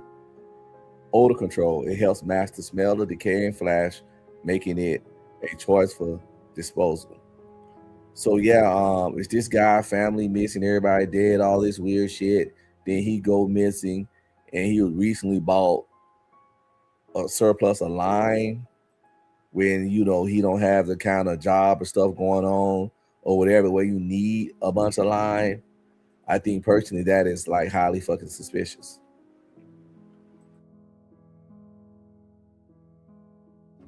In July of 2015, a French journalist received a photograph of 2 of the Dupont de Ligonn's children, Arthur and Benoit. On the back of the picture was a handwritten note saying, "I'm still alive." It's unknown who sent the image and where it was taken. The following year, a CCTV image of a man who looked very much like Xavier was spotted in a casino. His sister still believes that the family never actually died. The autopsy was rushed and the bodies were cremated just days afterwards. Family members were also encouraged not to view the bodies, and so she says that the family had indeed gone into hiding and that their deaths, including the bodies recovered in the home, if indeed there were any, were not of the family at all. Currently, this case remains open. Number 1. Keith Warren. It was already dusk, 6 hours after authorities found Keith Warren's body hanging from a tree in the back of a townhouse, when his mother and family were informed of his death. The police had deemed it a suicide by hanging. No autopsy was done, and his body was quickly brought to a funeral home for embalming. For Keith's relatives, there was nothing but shock and grief. The 19-year-old was a promising student and by all accounts had a bright future ahead of him. He had just been accepted to North Carolina Central University and was to start during the fall, but instead, his body was found in July of 1986. His mother, Mary, initially accepted the verdict, but soon afterwards, there were just too many things that didn't add up to support the claim. For one, a friend of Keith's named Rodney Kendall told her that suspicious individuals had approached him looking for Keith prior to his death. These were a group of black males that he didn't know and believed Keith didn't know either. In another instance, Rodney ran into Mark Finley, Keith's high school friend, and he relates that Finley seemed to be urgently looking for Keith. Several weeks after the boy's death, Mary decided to ask Rodney to lead her to where they found Keith's body. To her surprise, the tree where he was found was cut down. She later found out that it was the police that took it down and brought it in as evidence, despite the fact that they listed the cause of death to be a suicide. Realizing that something was amiss, she launched a letter-writing campaign seeking help from state and federal officials, but to no avail. It wasn't until April of 1992, on what would be Keith's 25th birthday, when she went out to the porch and found a plain manila envelope sitting there. Inside were 5 photographs of Keith's body hanging from the tree. She forced herself to look them over and noticed that he was wearing clothes far too big for him, and most telling, he was wearing white sneakers. The clothing returned to her were Keith's jacket and brown boots, which police said were found close to his body, although they weren't shown in the photos. Now, completely untrusting of the police, Mary hired a private investigator who discovered the pictures were indeed copies of official crime scene photos taken by the police, but they had no idea who sent them to Mary. The PI also noted that Keith's shirt had leaves stuck to it, suggesting he was lying down on the ground before being hoisted up. Obviously not something one could do if they were committing suicide. This also backed up the complicated path the rope had taken, because the tree from where his body was found was small and not enough to hold his weight, so the rope's end was actually tied to a much larger tree. Keith's body was then exhumed at the insistence of the family. They hired a private pathologist to examine it and discovered that his body contained lethal amounts of toxic chemicals, often found in solvents and glue. According to the pathologist, these levels inside his body would have rendered him dead, thus having the possibility of suicide completely ruled out. Regardless of the findings, there are still no concrete answers as to who or why Keith Warren was killed. The one person who possibly knew something, Keith's friend Mark, would soon take that secret to his grave. When Mary received the photographs, there was a little note inside that said, "Don't worry, Mark Finley will be next." 2 months later, Mark called Mary and said he missed Keith and that he would drop by because he needed to unload. But unfortunately, soon after, he died. Mark had struck a curb and was thrown from his bike. And while this could possibly be an accident, it still doesn't explain why anyone would threaten him. And so we don't know what kind of information he had about Keith's death. The case itself is officially closed, but still, nagging questions continue to haunt the family and those who know of the case. So there were 5 unsolved murder mysteries. Sometimes people are taken from this life all too soon, which is hard to deal with. When we don't know who took them or why, it becomes utterly unbearable for those closest to them. If you like this video, then please hit the notification bell so that every week you'll know when we post a new video for you to check out. Thanks for watching, and I'll see you next week.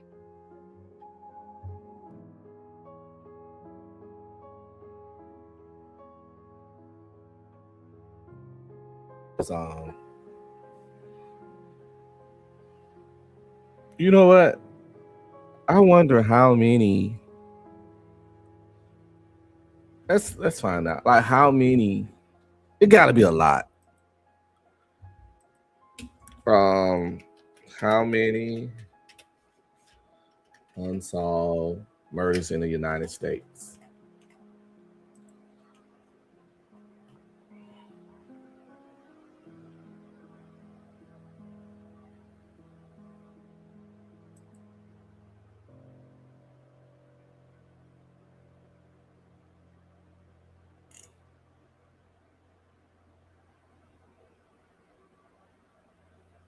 Since 1965, since 1965, there's 346,000 plus unsolved murders.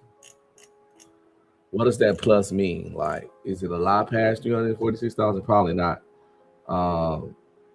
That's actually not that bad. I actually was expecting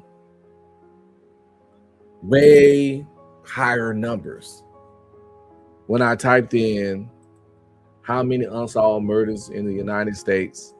346,000 since 1965. It's a big ass number for unsolved murder.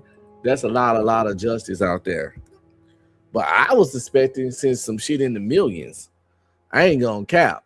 So maybe my expectations was off, or the police are just doing a better job than I thought.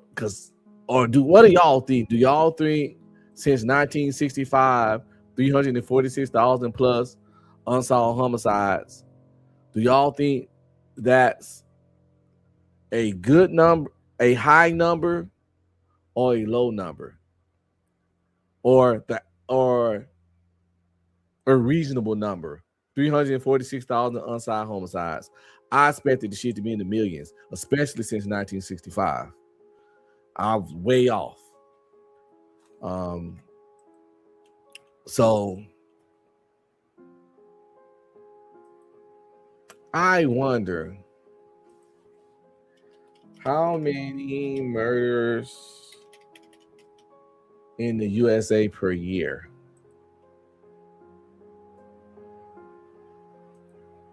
Let's see.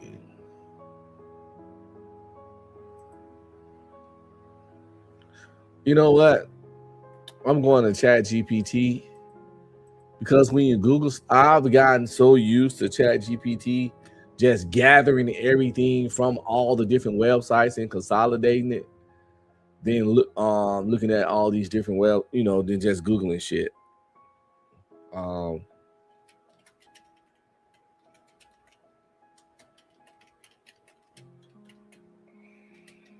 many murders per year in America? Let's see.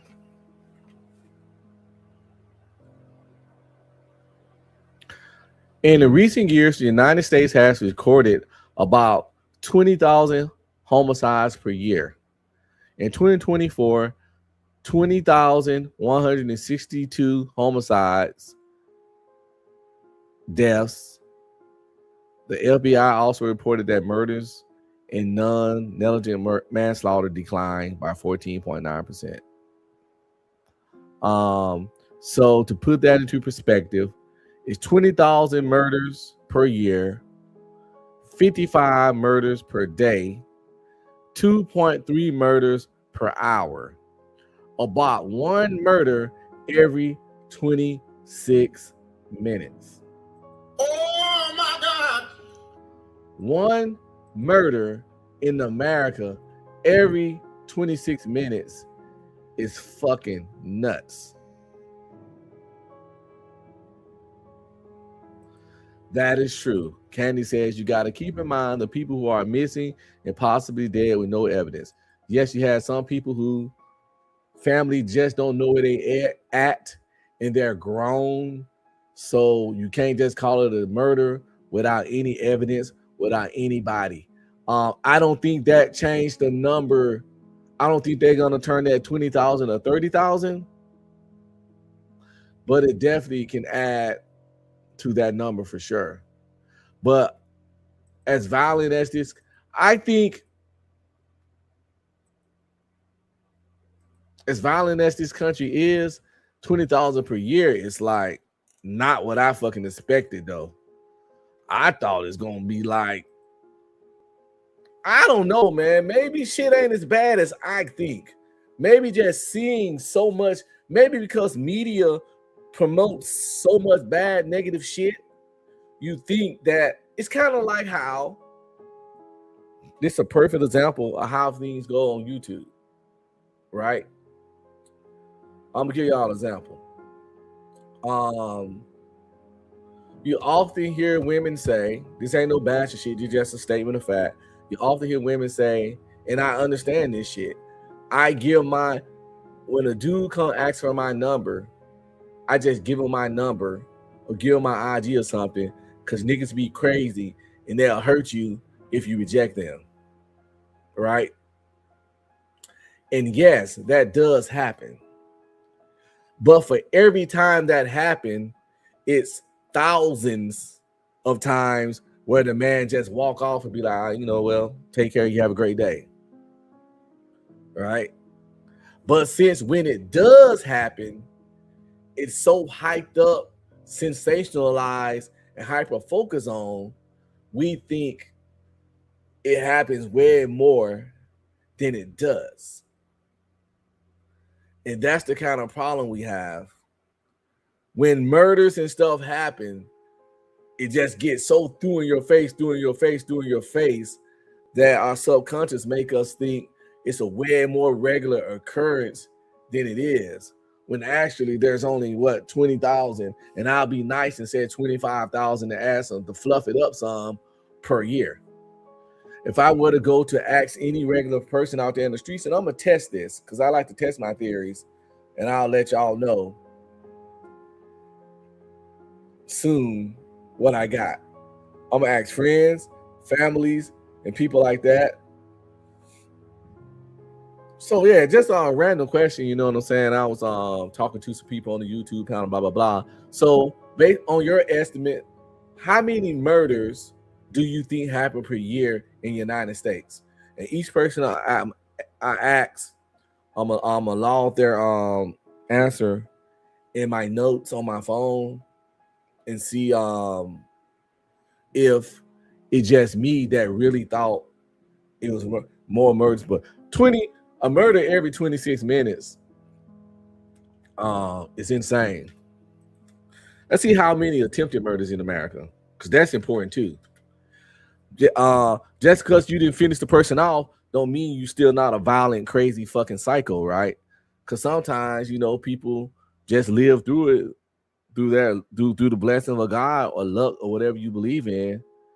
So let's see if the attempted murder number is significantly more than the murder number. What do y'all think? Do y'all think the attempted murder number is going to be significantly more than the murder number? I personally think so, but I've been wrong several times already in this conversation, so I could be wrong now.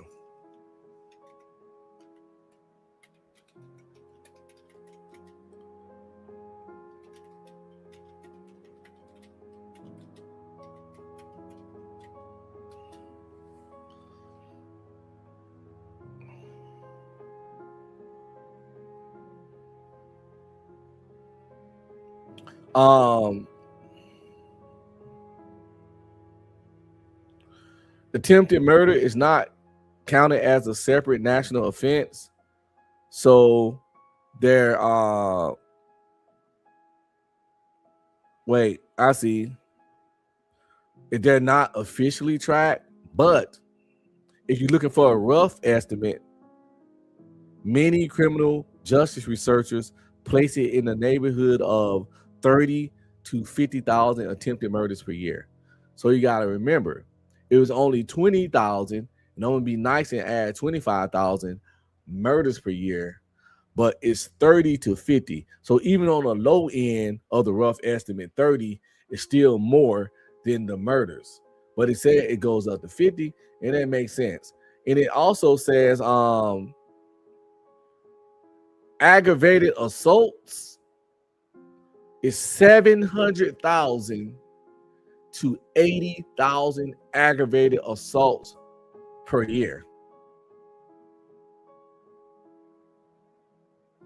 And that goes with what we see a lot of times on social media, you know, people stealing on people, beating them up, stumping them out, coming across their head with bottles, yada, yada, all that. Because the thing about an aggravated assault can easily turn to manslaughter or murder if you go overboard, or if you just hit the person in the right spot with the wrong thing. Hitting a person and they fall and land on the wrong thing can turn an aggravated assault into something else. That's why you have to have discipline and self-control in those kind of situations. And because you never know what a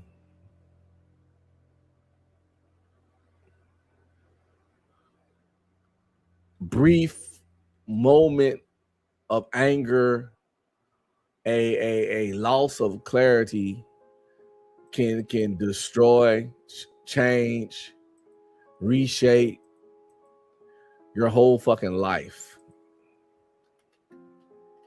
Now you sitting in a jail cell, right? Facing football number jersey years,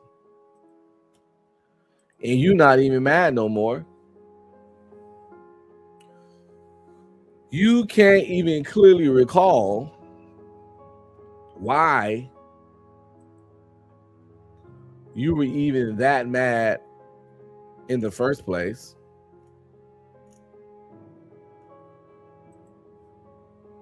Sometimes it be like that. Shout out to Candy. She says, this was good. You know, I got this fun. This was good. Helped me get through the end of work. You are welcome. You are welcome. You are welcome. You're always welcome here. Your support is always greatly appreciated. If I can do that just for one person, I think I'm happy. Like, big numbers are great, but I'm just a humble dude. Just the fact that anyone is willing to listen to anything I gotta say for a significant amount of time, I take that back. The reason, just the fact that anyone outside of my household and my friends and family want to listen to anything I gotta say for a significant amount of time is a humbling experience to me, straight up. And it brings me joy.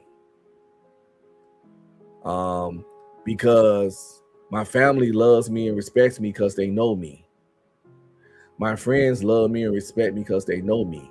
So they're gonna listen to me and value my words. Y'all people don't know me like that and haven't shared the life experience with me for my words to have value. And the fact that you give me your time is very humbling and very it's greatly appreciated. Man, I don't know how people like Cas and I feel that be having 800,000 people listen to his words. I don't even know if my mindset, my humbleness can even handle that. I would probably like cry every show just out of just amazement of that many people are listening to me and care about what the fuck I gotta say. It would be tears of joy and confusion and just humbleness and blessing. I would have to not look at those numbers because it would make me emotional, because I told you I'm an empath and things like that.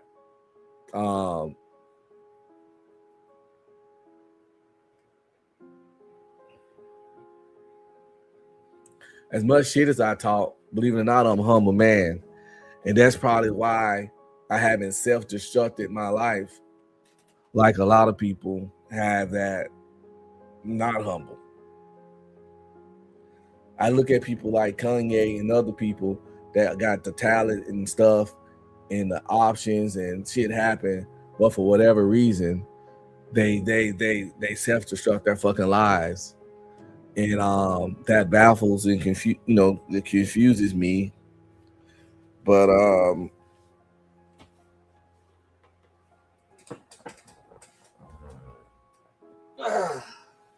excuse me. I try to learn because I'm a firm believer. You can learn from anybody. People you don't like, people you don't respect, people you're doing better than, people who fucked up themselves. You can just learn, right? The moment you want to be nitpicky and elitist and uppity and all that shit on who you can learn from, it's the moment you become a motherfucking fool your goddamn self. Boom, bam, bop, bada bop, boom, pow. If you don't like that, it is what it is. I think I had to go by my mom's place before I go to church. Shit. She just had some problem with her TV connecting to her Roku. I tried to call. I sent someone to her room. I called the place. She's in an assisted living facility. I sent someone to her room to look into it and fix it for her. I tried to call her and see if they did, but she didn't answer. But she probably at dinner. I don't want to go up there and find out that it's rectified, because then it's gonna push my time frame and have me late for church, and I don't want to miss church today. I didn't go last week because my wife had went to the hospital for something, and she didn't feel like going out, so we just stayed in.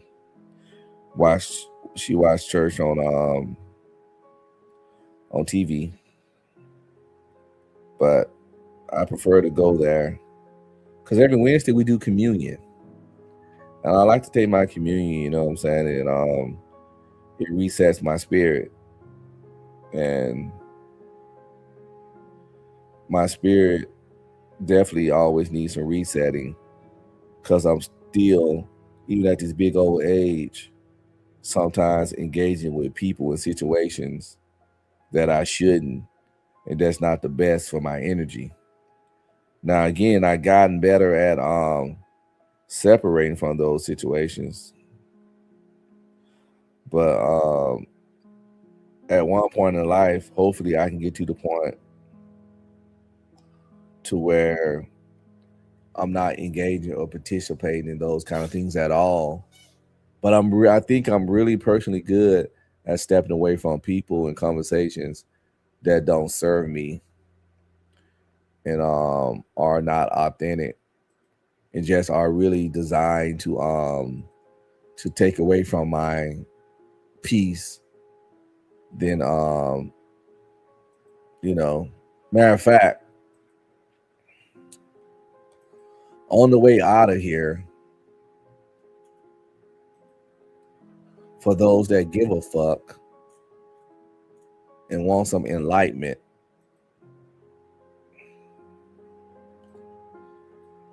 and for the simple fact, I need to hear this shit myself. I'm not even gonna cap.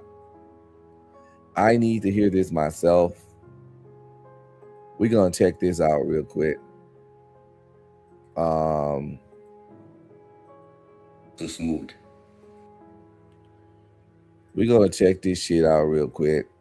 Probably not the whole thing, but I really think I should figure out a way to end my shows on a section of this, not the whole thing, but a section of this video at the minimum. because I know this just some YouTube shit.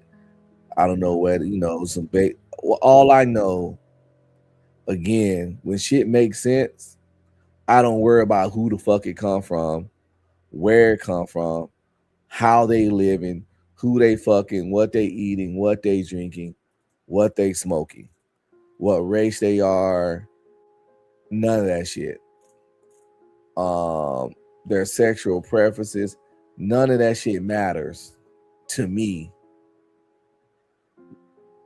When the shit, this could be AI generated, none of it matters. When the shit makes sense, I can fucking absorb it and separate all the other fucking bullshit from it. And if people could do that, they would grow and evolve and become such better people. And let me make it clear, I ain't the best person. But again, on my point, that doesn't change what the fuck I'm saying. But again, if I have to explain that to you, we're going to get you there. We're going to get you right. Maybe not, but I not gonna put too much energy to trying to in this. But hopefully we will. And this video is gonna explain why I'm not going to put too much effort into trying to get you right.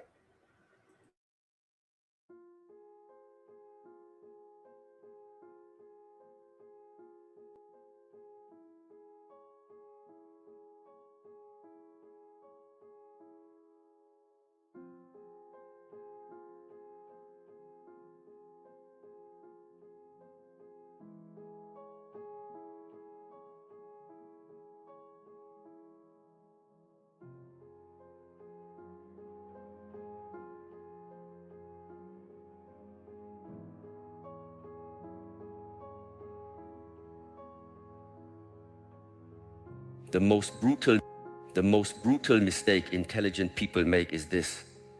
They keep explaining themselves to people who are committed to misunderstanding them. You think stupidity needs correction. No. Sometimes stupidity needs distance, because the moment you argue with a foolish person, you step into their battlefield. They do not need truth, they need noise. I was referencing when I was on DJ Channel the other night when I was trying to tell 18th he was giving John Galt too much energy and too much passion and trying to talk to him. You run across that when you're talking to John Galt, when you're talking to sometimes Ism, when you're talking to JP,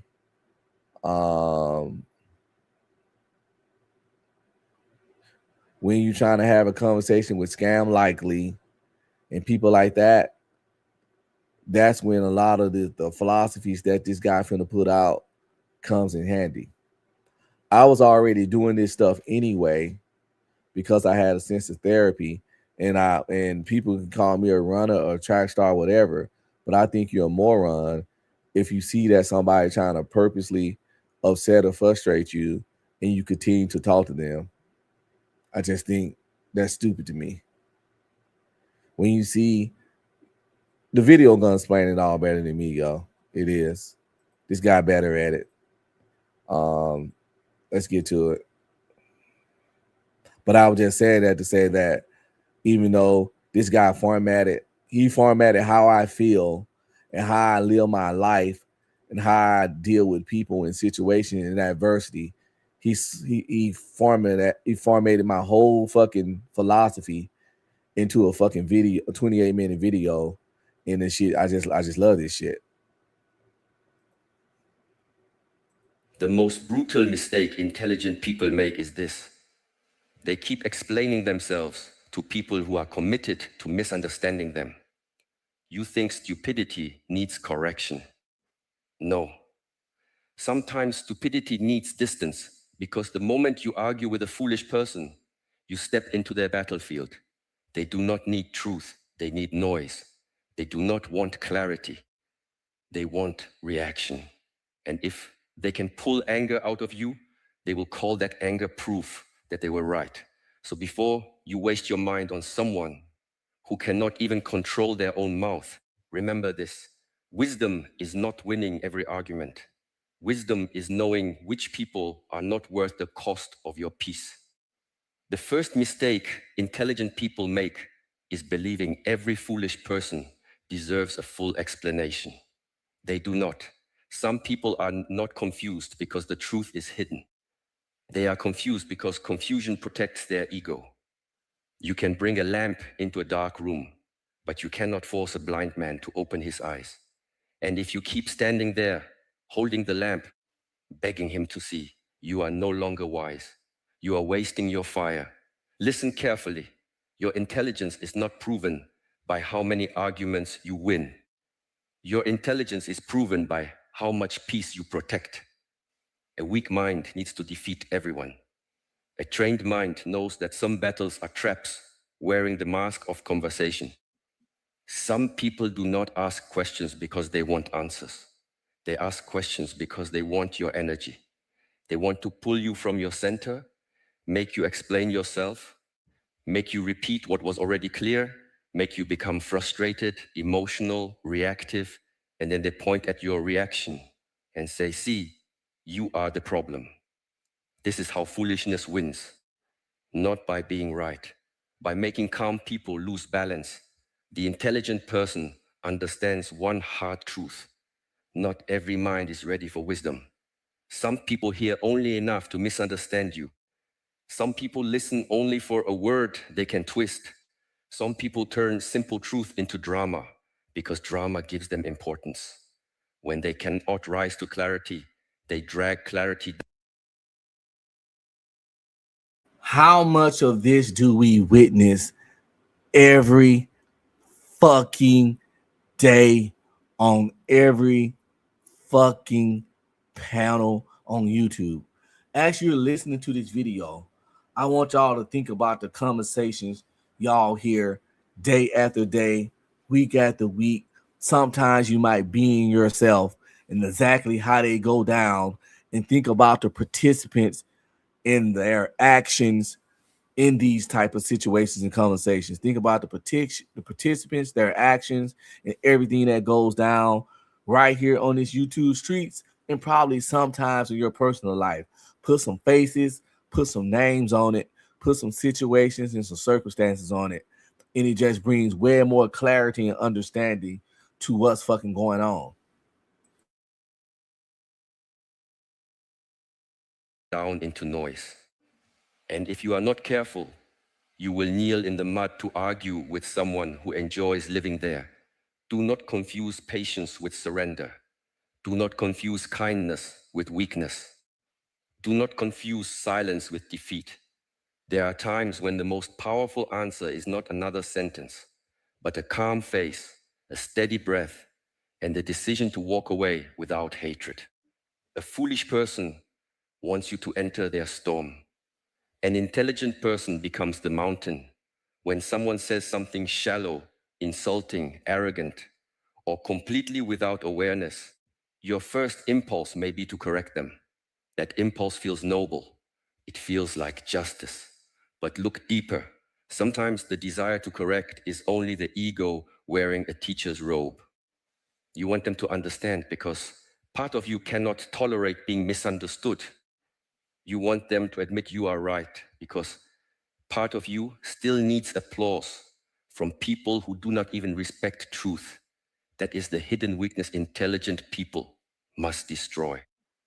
The need to be recognized by those who cannot recognize value. A diamond does not beg stone to understand its shine. A river does not explain movement to a wall.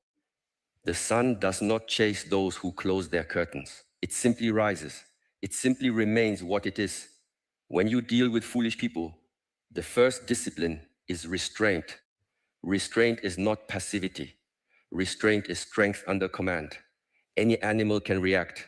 Any angry person can shout. Any insecure person can prove a point for 20 minutes. But to feel the heat rise inside you and still choose your response, that is mastery. To hear disrespect and not become disrespectful, that is mastery. To see ignorance and not become bitter, that is mastery. Do not spend your life donating your nerve system to every person who speaks without thinking. Some people are foolish because they lack knowledge. These people can be taught.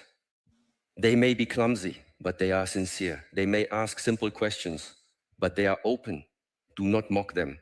Do not punish them for not knowing what you know. Intelligence without compassion becomes arrogance, and arrogance is only another kind of stupidity. The wise person knows the difference between ignorance that is willing to learn and ignorance that is proud of itself. This difference decides everything. When a person is willing to learn, give them patience. When a person is proud of not learning, give them distance. You do not water a dead branch and call it gardening. You do not keep knocking on a locked door and call it loyalty. You do not keep explaining truth to someone who benefits from not understanding it and call it wisdom. Many intelligent people suffer because they have powerful minds but weak boundaries. They can analyze everyone, understand everyone, forgive everyone, explain everyone, but they cannot protect themselves from everyone. They think, if I say it better, they will understand. If I give another example, they will understand. If I stay calm long enough, they will. We have to realize that these people didn't come to understand. They didn't come to learn. They didn't come to grow. They didn't come to evolve. They just came to argue, to get reactions, to cause chaos. Actually, they the opposite of knowledge. They came in to interrupt knowledge being passed and to push fucking ignorance. There are people out there that hate the idea of people learning, of people growing, of people doing better, of people connecting, of people inspiring others. They are such twisted, fucked up individuals where they don't even like a reasonable, put it this way, it's people out there that find non-argumentative conversations to be the most boring shit ever. Everybody like a little chaos. I like a little chaos sometimes.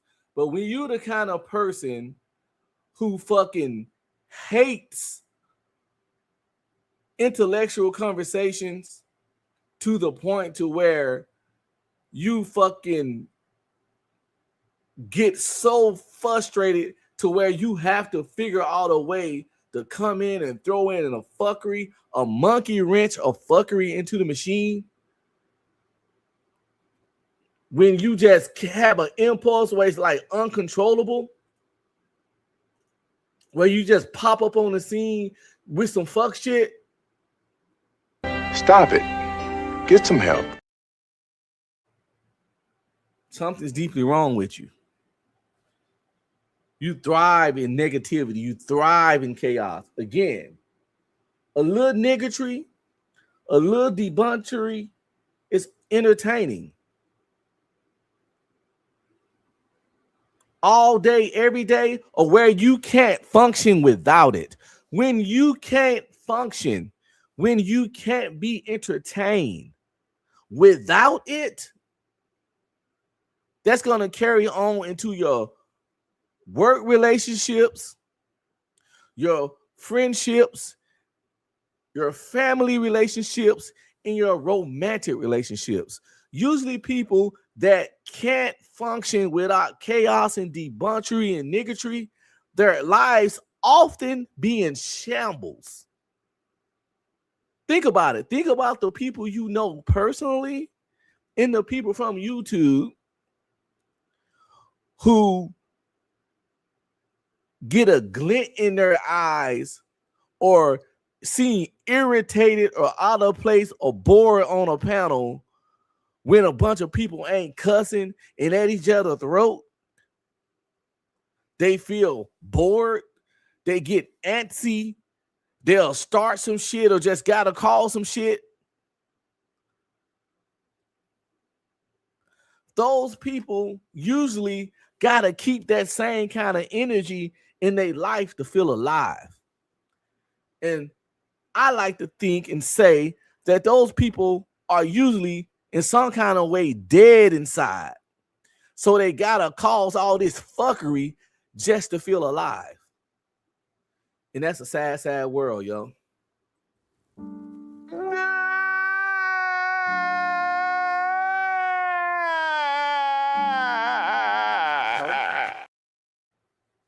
We could be on over there at Not For Humans and DJ Witch Doctor. Everybody out there having a pleasant conversation. We watching videos about bears and alligators and weird plants and insects and everybody talking and blah, blah, blah.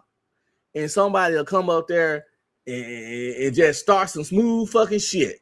Smooth fucking shit. Like, goddamn, nigga. Again, we did debauchery for an hour or two before that. Now the conversation done shifted and everybody chill. But now you uncomfortable because it ain't no fuckery going on. They're the kind of people that if they in a relationship, it ain't no cheating, lying, fighting, cussing, or fussing. They don't want to be in a relationship. It's motherfuckers out there that real life thrive in fucking chaos. And they want to bring their emotionally and mentally unstable ass into your fucking bubble with that fuck shit. And it's fucking annoying. But I listened to this dude and been living like this before I saw this video, and I'll hit that fucking exit button in real life and on fucking YouTube in a heartbeat before I roll around and shit with motherfucking pigs.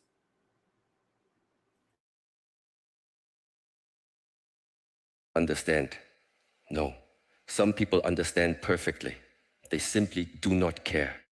That sentence is uncomfortable because it removes the fantasy. It means the problem is not your wording. It is not your tone. It is not your lack of evidence. It is their refusal to meet reality honestly. When you finally accept this, your life becomes lighter. You stop carrying conversations that should have ended long ago. You stop debating with people who treat truth like a toy. You stop trying to make careless people careful. You stop trying to make cruel people gentle. You stop trying to make small minds honor large ideas. And then your energy returns to you. The trained mind does not ask, how do I make this person see? It asks, is this person capable of seeing? This is not judgment, it is discernment. Judgment says, I am better than you. Discernment says, this path will waste my life. Judgment comes from ego. Discernment comes from clarity. When someone is being foolish, pause before you respond. The pause is a sword. In that small space, you recover your freedom. Without the pause, their words control your body. Their tone controls your face. Their ignorance controls your breathing. But in the pause, you remember, I do not have to attend every argument I am invited to. I do not have to answer every accusation. I do not have to correct every false version of me. I do not have to turn my peace into a courtroom. This is where power begins.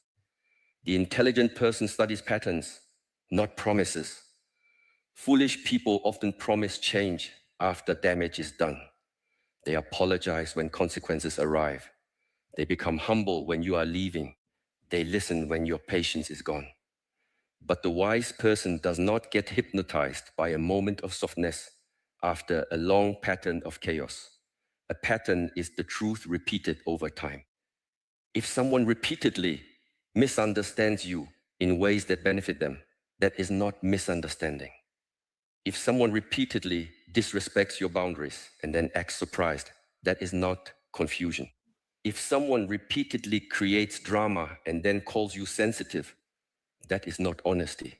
It is manipulation dressed as innocence. How many times we see that on YouTube? People be disrespectful, say offensive shit, talk slick shit, be passive aggressive, and then try to use your natural reaction to their clear fuckery to discredit you in an attack on you. Not a goddamn day go by, people. Not a goddamn day go by on any one of these panels that all of this shit don't happen a lot. And again, I'm not saying a certain level of fuckery is beneath me. Y'all don't see me participate it, but y'all also see me get out of there real fucking fast. And the stuff that been listed so far is the fucking reason why. It's only like John Galt. It's only entertaining for me when it's not, until it's not entertaining. Can't take him serious. You can't get too invested. People be arguing with JP for 3-4 hours trying to convince and save him and change his process, thought process. The same with John Galt. The same with a lot of these motherfuckers. If it's fun to you, I get it. But I don't see how that shit fun to you. It don't seem fun because motherfuckers be actually seen worked up and frustrated. You gotta know when to hold them, know when to fold them, know when to walk away, when the deal ain't done. Man, you got to get the fuck up out of there, yo.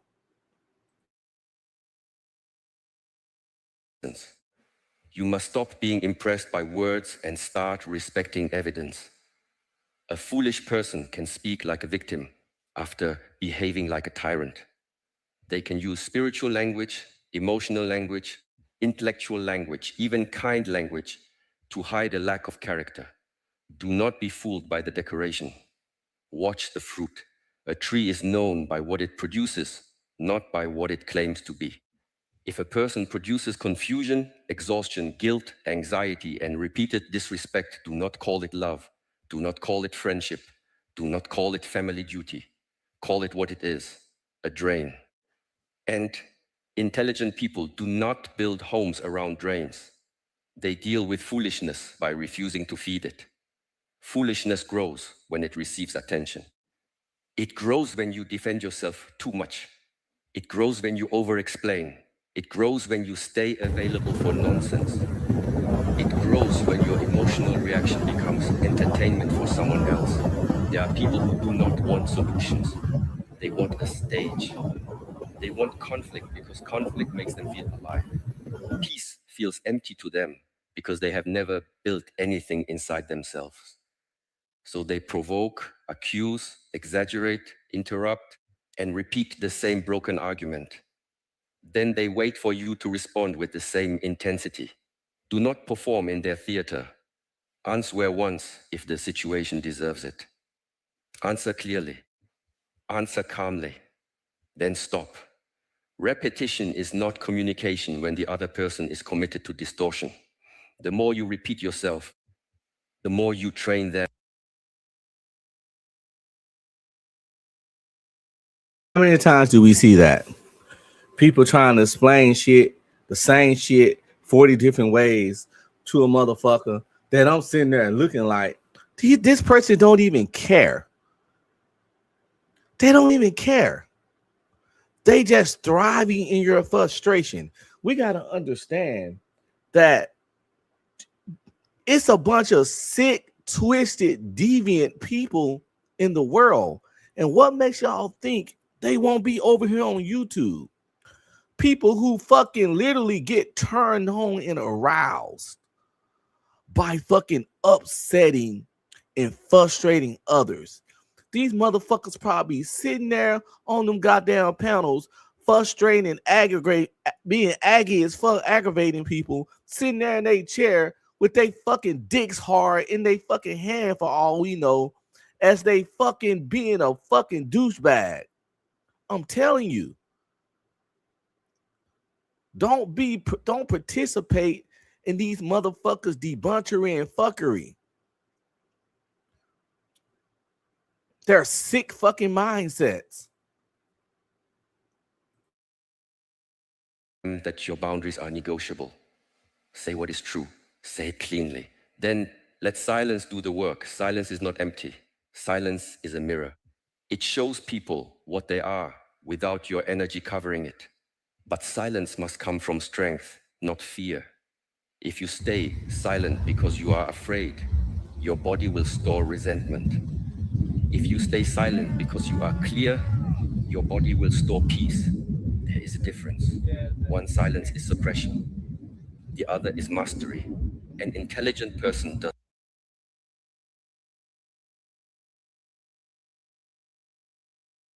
not avoid confrontation. They avoid useless confrontation. When something matters, they speak. When a boundary must be set, they set it. When harm is being done, they do not hide behind calmness, like a coward hiding behind a curtain.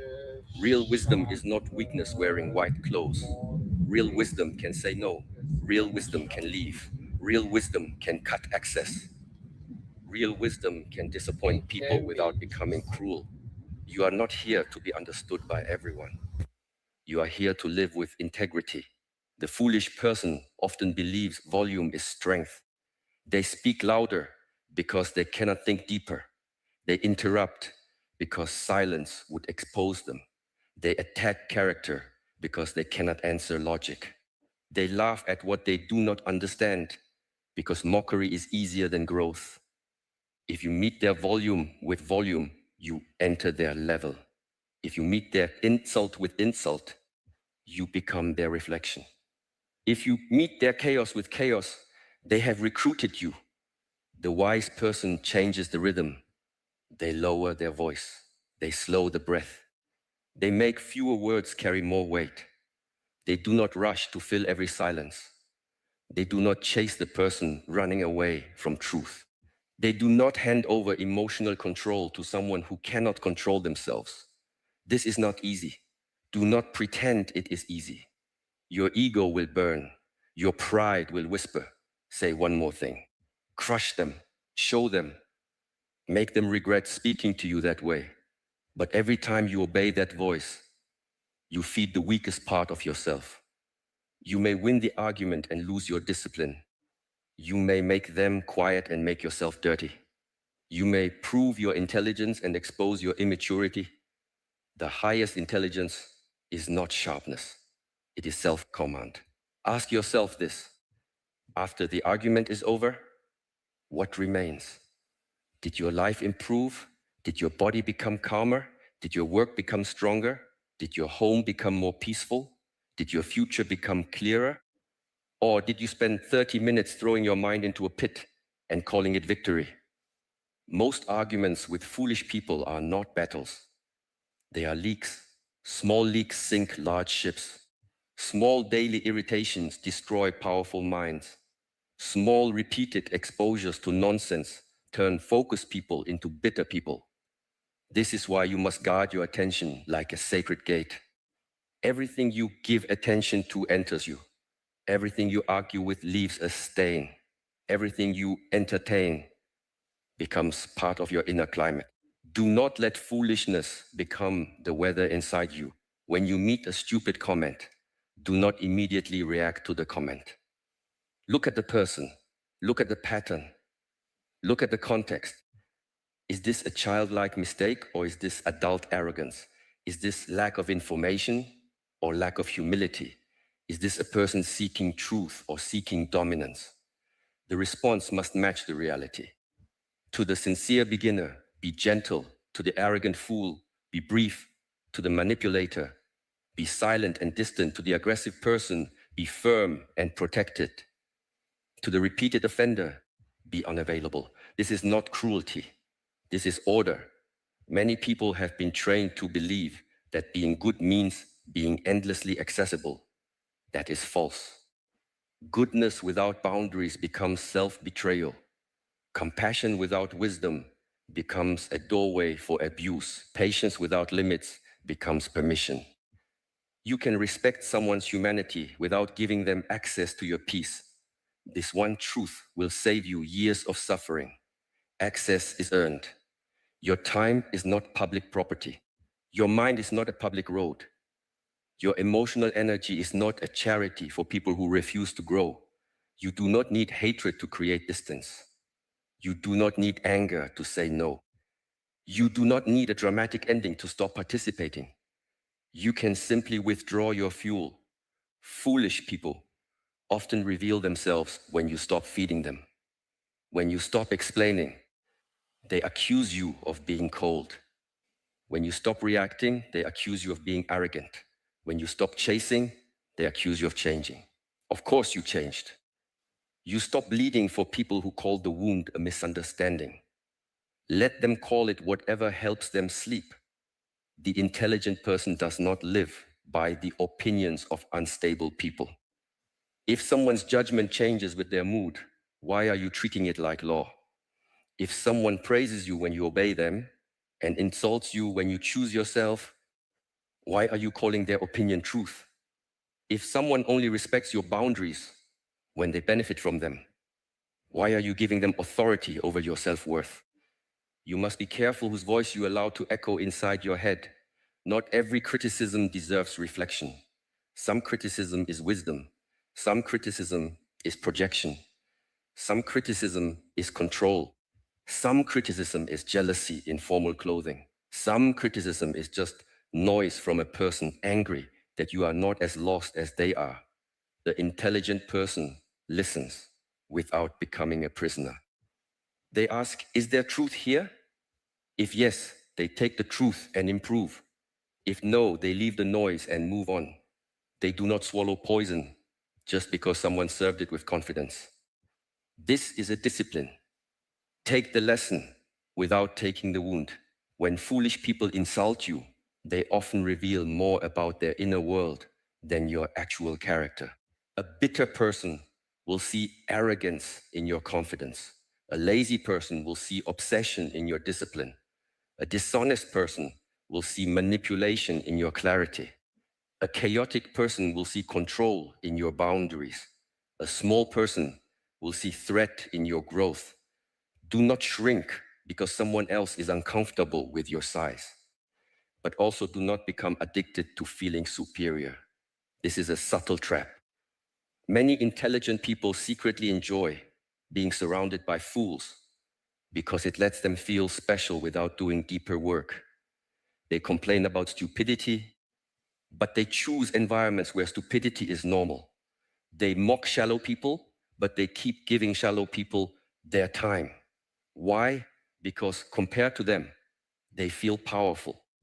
This is not intelligence. This is. That's why you gotta step away. You gotta take breaks. You gotta leave. You gotta remove yourself.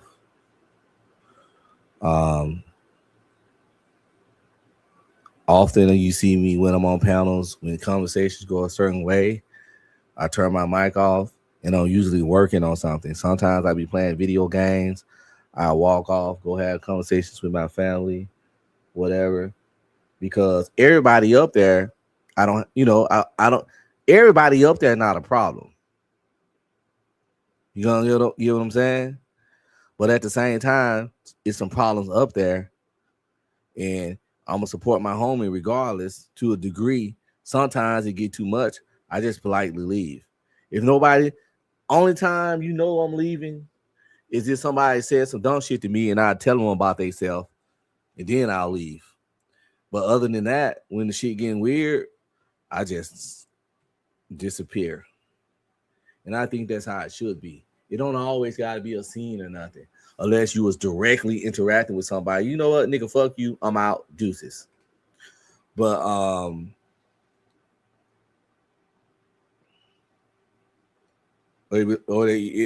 like to tell motherfucker, you know what? I'll make it real easy for you.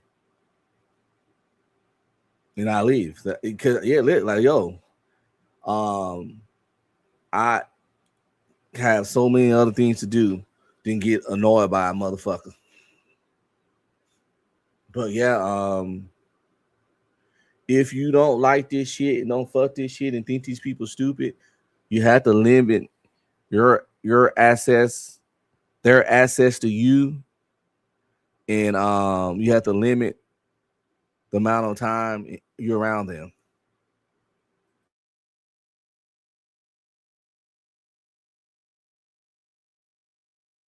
discomfort.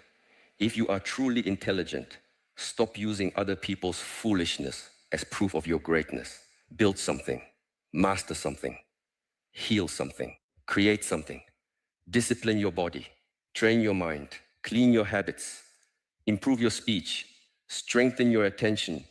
Do not stand beside a broken wall and call yourself tall. The measure of intelligence is not how clearly you see other people's stupidity. The measure is how ruthlessly you remove your own. Where are you foolish? Where do you repeat the same pain and expect a different result? Where do you keep giving chances to people who have already given you evidence? Where do you argue when you should leave? Where do you stay silent when you should speak? Where do you mistake overthinking for wisdom? Where do you use your intelligence to justify your fear? This is where the real work begins. It is easy to identify foolishness in others. It is painful to identify it in yourself. But the intelligent person does not fear that pain. They bow to it. They study it. They use it as a teacher. They know that every fool outside them can only disturb what remains undisciplined inside them. If someone can steal your peace with one sentence, do not only blame their sentence. Study your attachment. Study the wound that reacted. Study the pride that demanded respect. Study the insecurity that needed agreement. The foolish person may have knocked on the door, but something inside you opened it. This does not excuse them. It strengthens you. You cannot control the number of foolish people in the world. You can control the number of foolish exchanges you enter. You can control how long you remain available. You can control whether you answer from ego or from clarity. You can control whether you build your day around purpose or around reaction.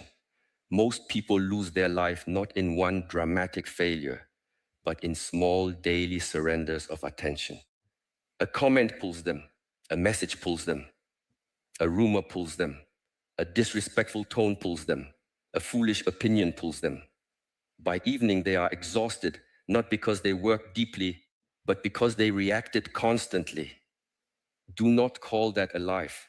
A trained person protects the morning. They do not begin the day by drinking from the cup of other people's noise. They do not give the first hour of the mind to messages, arguments, gossip, comments, and opinions. They sit with themselves. They breathe. They move. They prepare the inner ground. Because once the world enters you, it is harder to clean the room. If you know you will face foolish people, prepare before you. Yo, I love that shit, yo. I fucking love that shit. It's a little bit more. I guess we can finish it the next time. I'm gonna leave it pause right there so we can wrap it up. But I just want that next henceforth, we're gonna finish it up next time. But henceforth, I'm probably gonna play like 5 minutes of it at the end of every show because the way the video set up, it's in sections. So you ain't gonna hear the whole video every time, but each at the end, 5 a little sections, different sections. Because you know I don't want to play the whole video every time. But I think each section has some applicable shit to life, be it again work, friendships, family, romantic, associates, whatever, real life, YouTube, whatever you want to call it. I'm not even exaggerating when I say I witness daily people doing all of that shit. And listen, protect your peace, people. It's just some people out there who are chaos agents. Chaos agents are real because their lives are miserable and chaotic. They like to bring that kind of energy into anyone's life that they can. If they see you raise your voice, get to yelling like Big J, or get frustrated and angry, they fucking get aroused. These motherfuckers get aroused off of being the kind of people they are. You don't want to participate in their sexual deviancy, yo. It gets their juices going, as they say. I don't want to participate in getting any nigga juices going. For real. So if arguing with me get your juices going, I'm fucking running, because at that point, I feel violated down there. What is this, a Diddy party? Can't stop. Won't stop.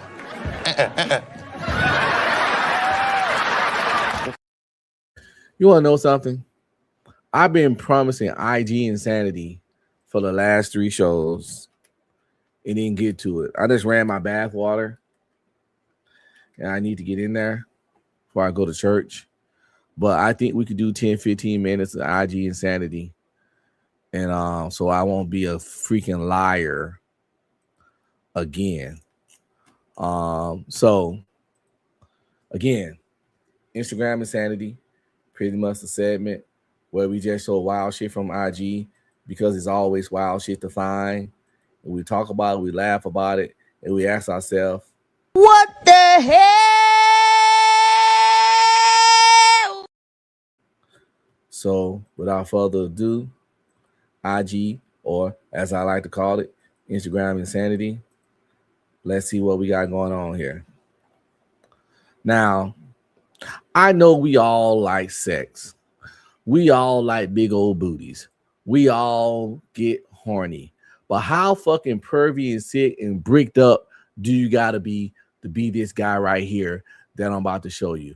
I swear for God, he has to be fresh out the goddamn penitentiary, because this is fucking nuts. Yeah, be warned.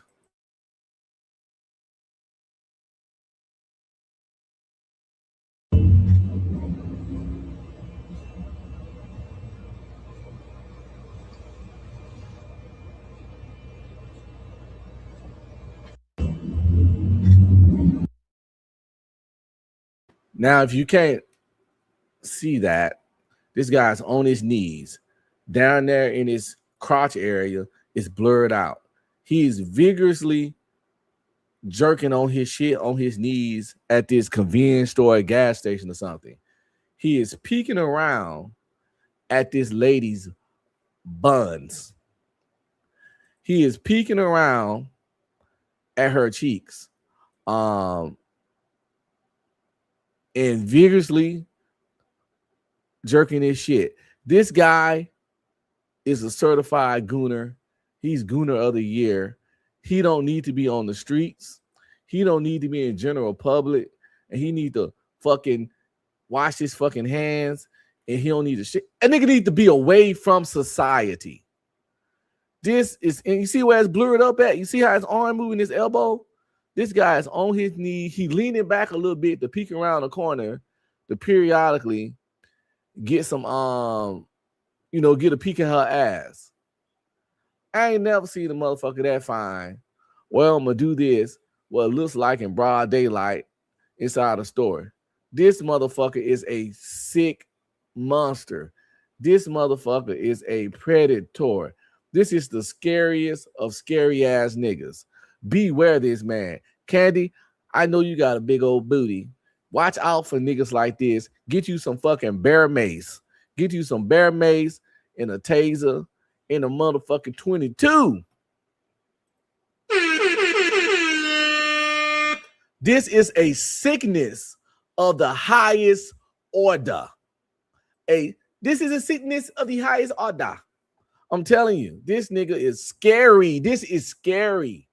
For anybody with moms, sisters, wives, daughters, this motherfucker is a fucking freak show.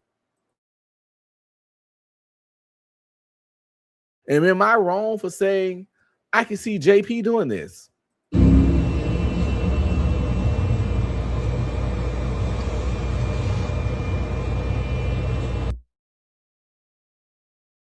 I can see JP doing something of this level.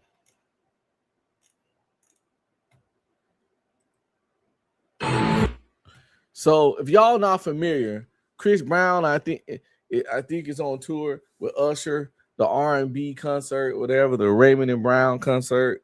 They come to the area where I stay in, the DFW, in September. Chris Brown is known for, doing these chicks in on the stage. The problem with this, Usher was feeding them cherries and they was already doing some weird shit, right? Now, Chris Brown, like, I'm a little young and I'm not married like Usher, so I'm up to Annie. So I'm finna fucking take these chicks straight to Pound Town right here in this goddamn stadium in front of all these motherfucking people. I'm trying to take it a pound town. I'm trying to lay that pussy down on the ground.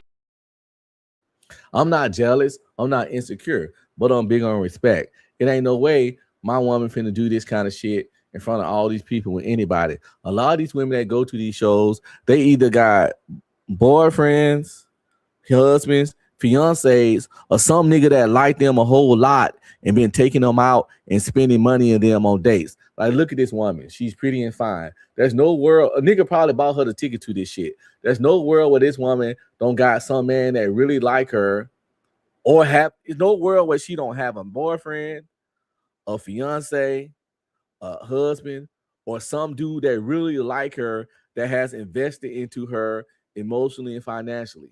Yet, just for 10 minutes of fun, 5 minutes of fun, she go let Chris Brown take her down like this. I'm sorry, he can keep the bitch.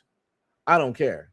If you want to disrespect everything we have or I done for you, we share, or whatever we trying to build for a nigga that do this shit in every city he go in and not gonna think about you twice, that's your right, your body, your choice, yada yada, all that. But ain't no fucking way. Let's check this shit out.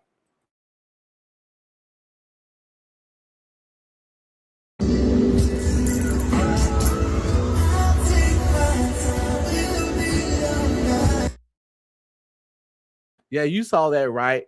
Chris Brown just licked this woman. Licked her.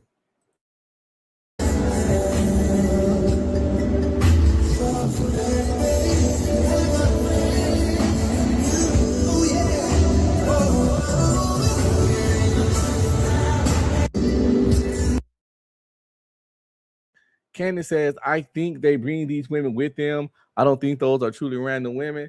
I don't know. They could be lying. I have seen some of those women interviewed and questioned, and they straight up said that no, it was random. He pulled me off the fucking audience.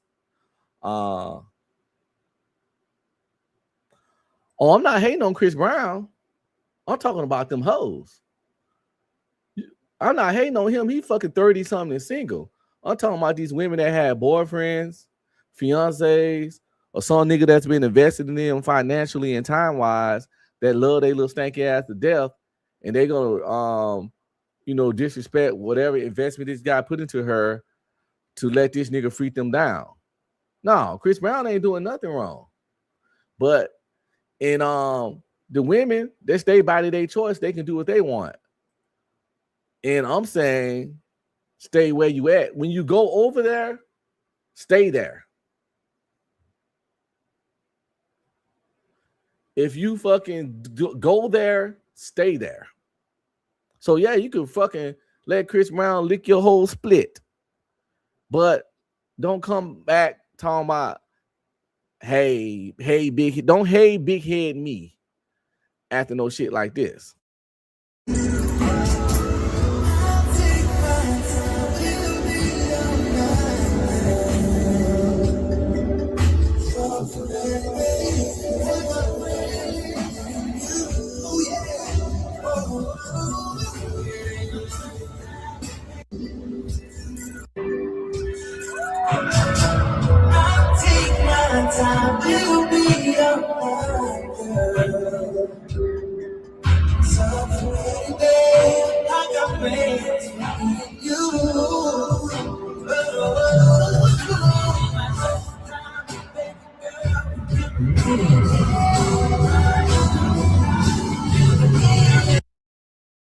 Reason I don't think it's staged because he be in different cities, different locations, and this is Chris fucking Brown, these women gonna and want to do this.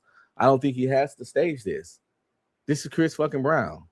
He's been singing since he was fucking 13, 14. Women love this dude. It's women were lying. They was paying $1,000 just to meet this nigga backstage and let him grope them. This is light work right here. Think about it. Remember, they was paying $1,000 for meet and greets with this nigga. Getting freaked on the stage with him, that's light work.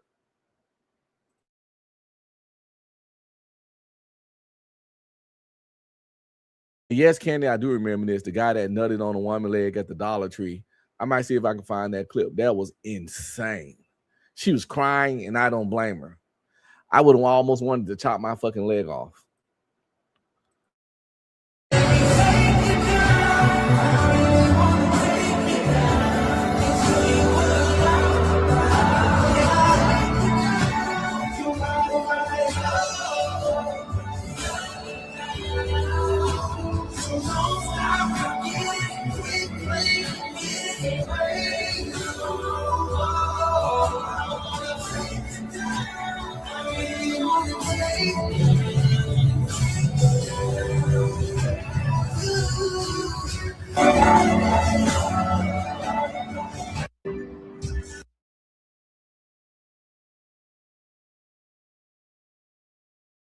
What the fuck was going on in that bed at the end of that?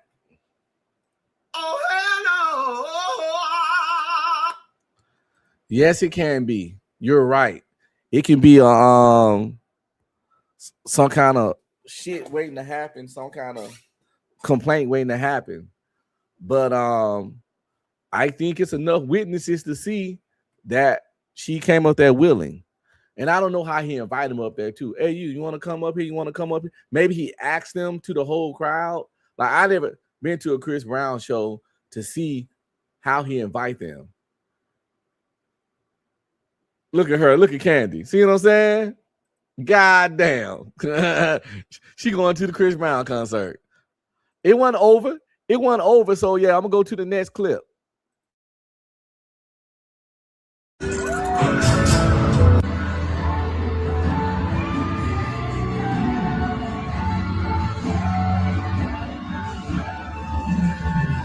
So I'm here with the beautiful Jaden. Man, she was lucky enough to get chosen by Chris Brown. How do you feel? I feel amazing, good. Hey, can you tell for the people that don't know, is this completely random? Was you chosen? Was you already picked? Because people say he already got girls picked out. No, this was random. I thought he always had girls picked out too, but he picked me. Found her in the crowd. You mind doing a 360 and showing the camera? Look at this beauty. Jeez. How do you feel tonight? I feel so good. It's like one in a lifetime kind of thing. What does this mean to you? I just feel sexy as fuck. I feel like I look good, like really one of them ones. Ooh, It took that for you to feel sexy, that you look good, and one of the ones getting slutted out like a groupie, as if men that love you, like you, and been in your life and wanted to be with you didn't tell you you were sexy and fine and look good your whole fucking life. Woman, I don't even know you and I can say you sexy and fine. So give me. It shouldn't take what we just witnessed to feel that fucking way. That's insane. And I tell you, fellas, you're a regular dude. Your little compliments don't mean shit. The highlight of her life is getting taken to Pound Town by Chris Brown in front of motherfucking thousands. I'm trying to take it a pound town. I'm trying to lay that pussy down on the ground.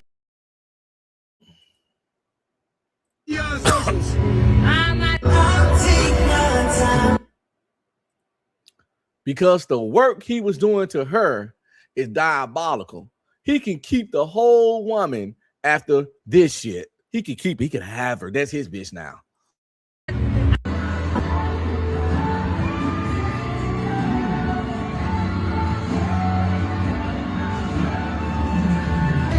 So I'm here with It's probably more than one man that been taking her on dates to nice restaurants cash apping her sometimes when she need a little something, telling her good morning, listening to her terrible day about work and her conversations about co-workers, yada, yada, yada. It's probably it's probably about 5, 6, maybe even 5 as she is, maybe 10 niggas that fucking punched the fucking wall. Sorry, that punched the fucking wall when they saw this shit.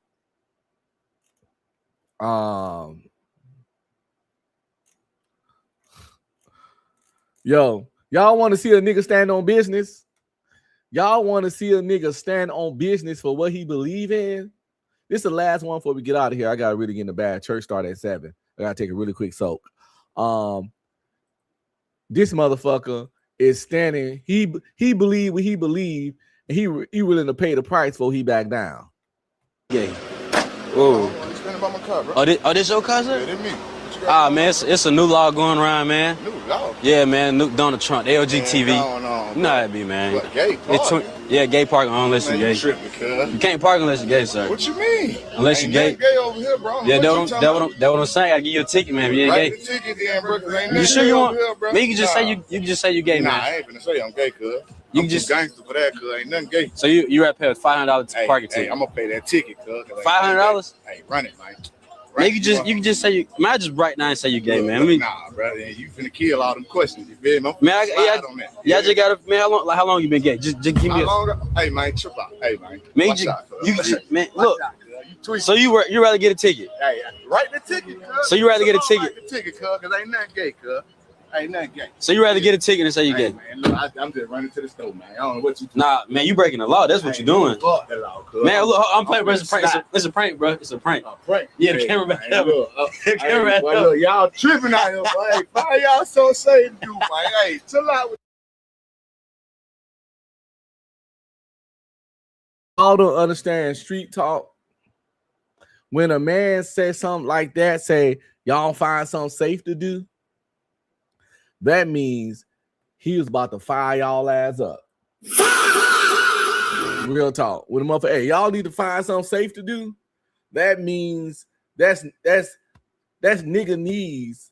For if y'all had kept fucking with him, it was about to get real unsafe in this bitch. For real. That motherfucker said, hey, write the motherfucking ticket, nigga. Write the motherfucking ticket. Yo, this been your boy Unbeing Streaming. It's been fun. It's been great. I got to get on up out of here. I got to go get ready for church. Y'all take care. Y'all have a blessed day. It's been dope, man. Deuces.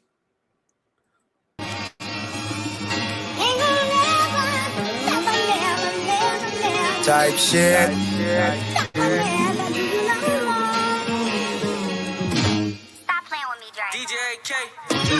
Come on, I'm doing shit. Fuck all that young shit. I'm cool with shit. Type shit. Activities. I'm doing shit. Fuck all that young shit. I'm cool with shit. Type shit. Activities. Posted up on the island with a bitch. They call me cause I ain't on that dumb shit. Yeah, I'm rich, but act broke with a bitch. Duval day, I really do it for the kids. Getting checks, never gotta work a job. No Viagra, dick still get hard. I can make your auntie swipe a credit card. OG in the game, realest that you ever. Aunties get down on the floor. Show these poor ass hoes how it go. Back it up like Freak Week 94. Is she under 24? It's a no. Come on, I'm doing shit. Fuck all that young shit. I'm cool with shit. Type shit. Activity.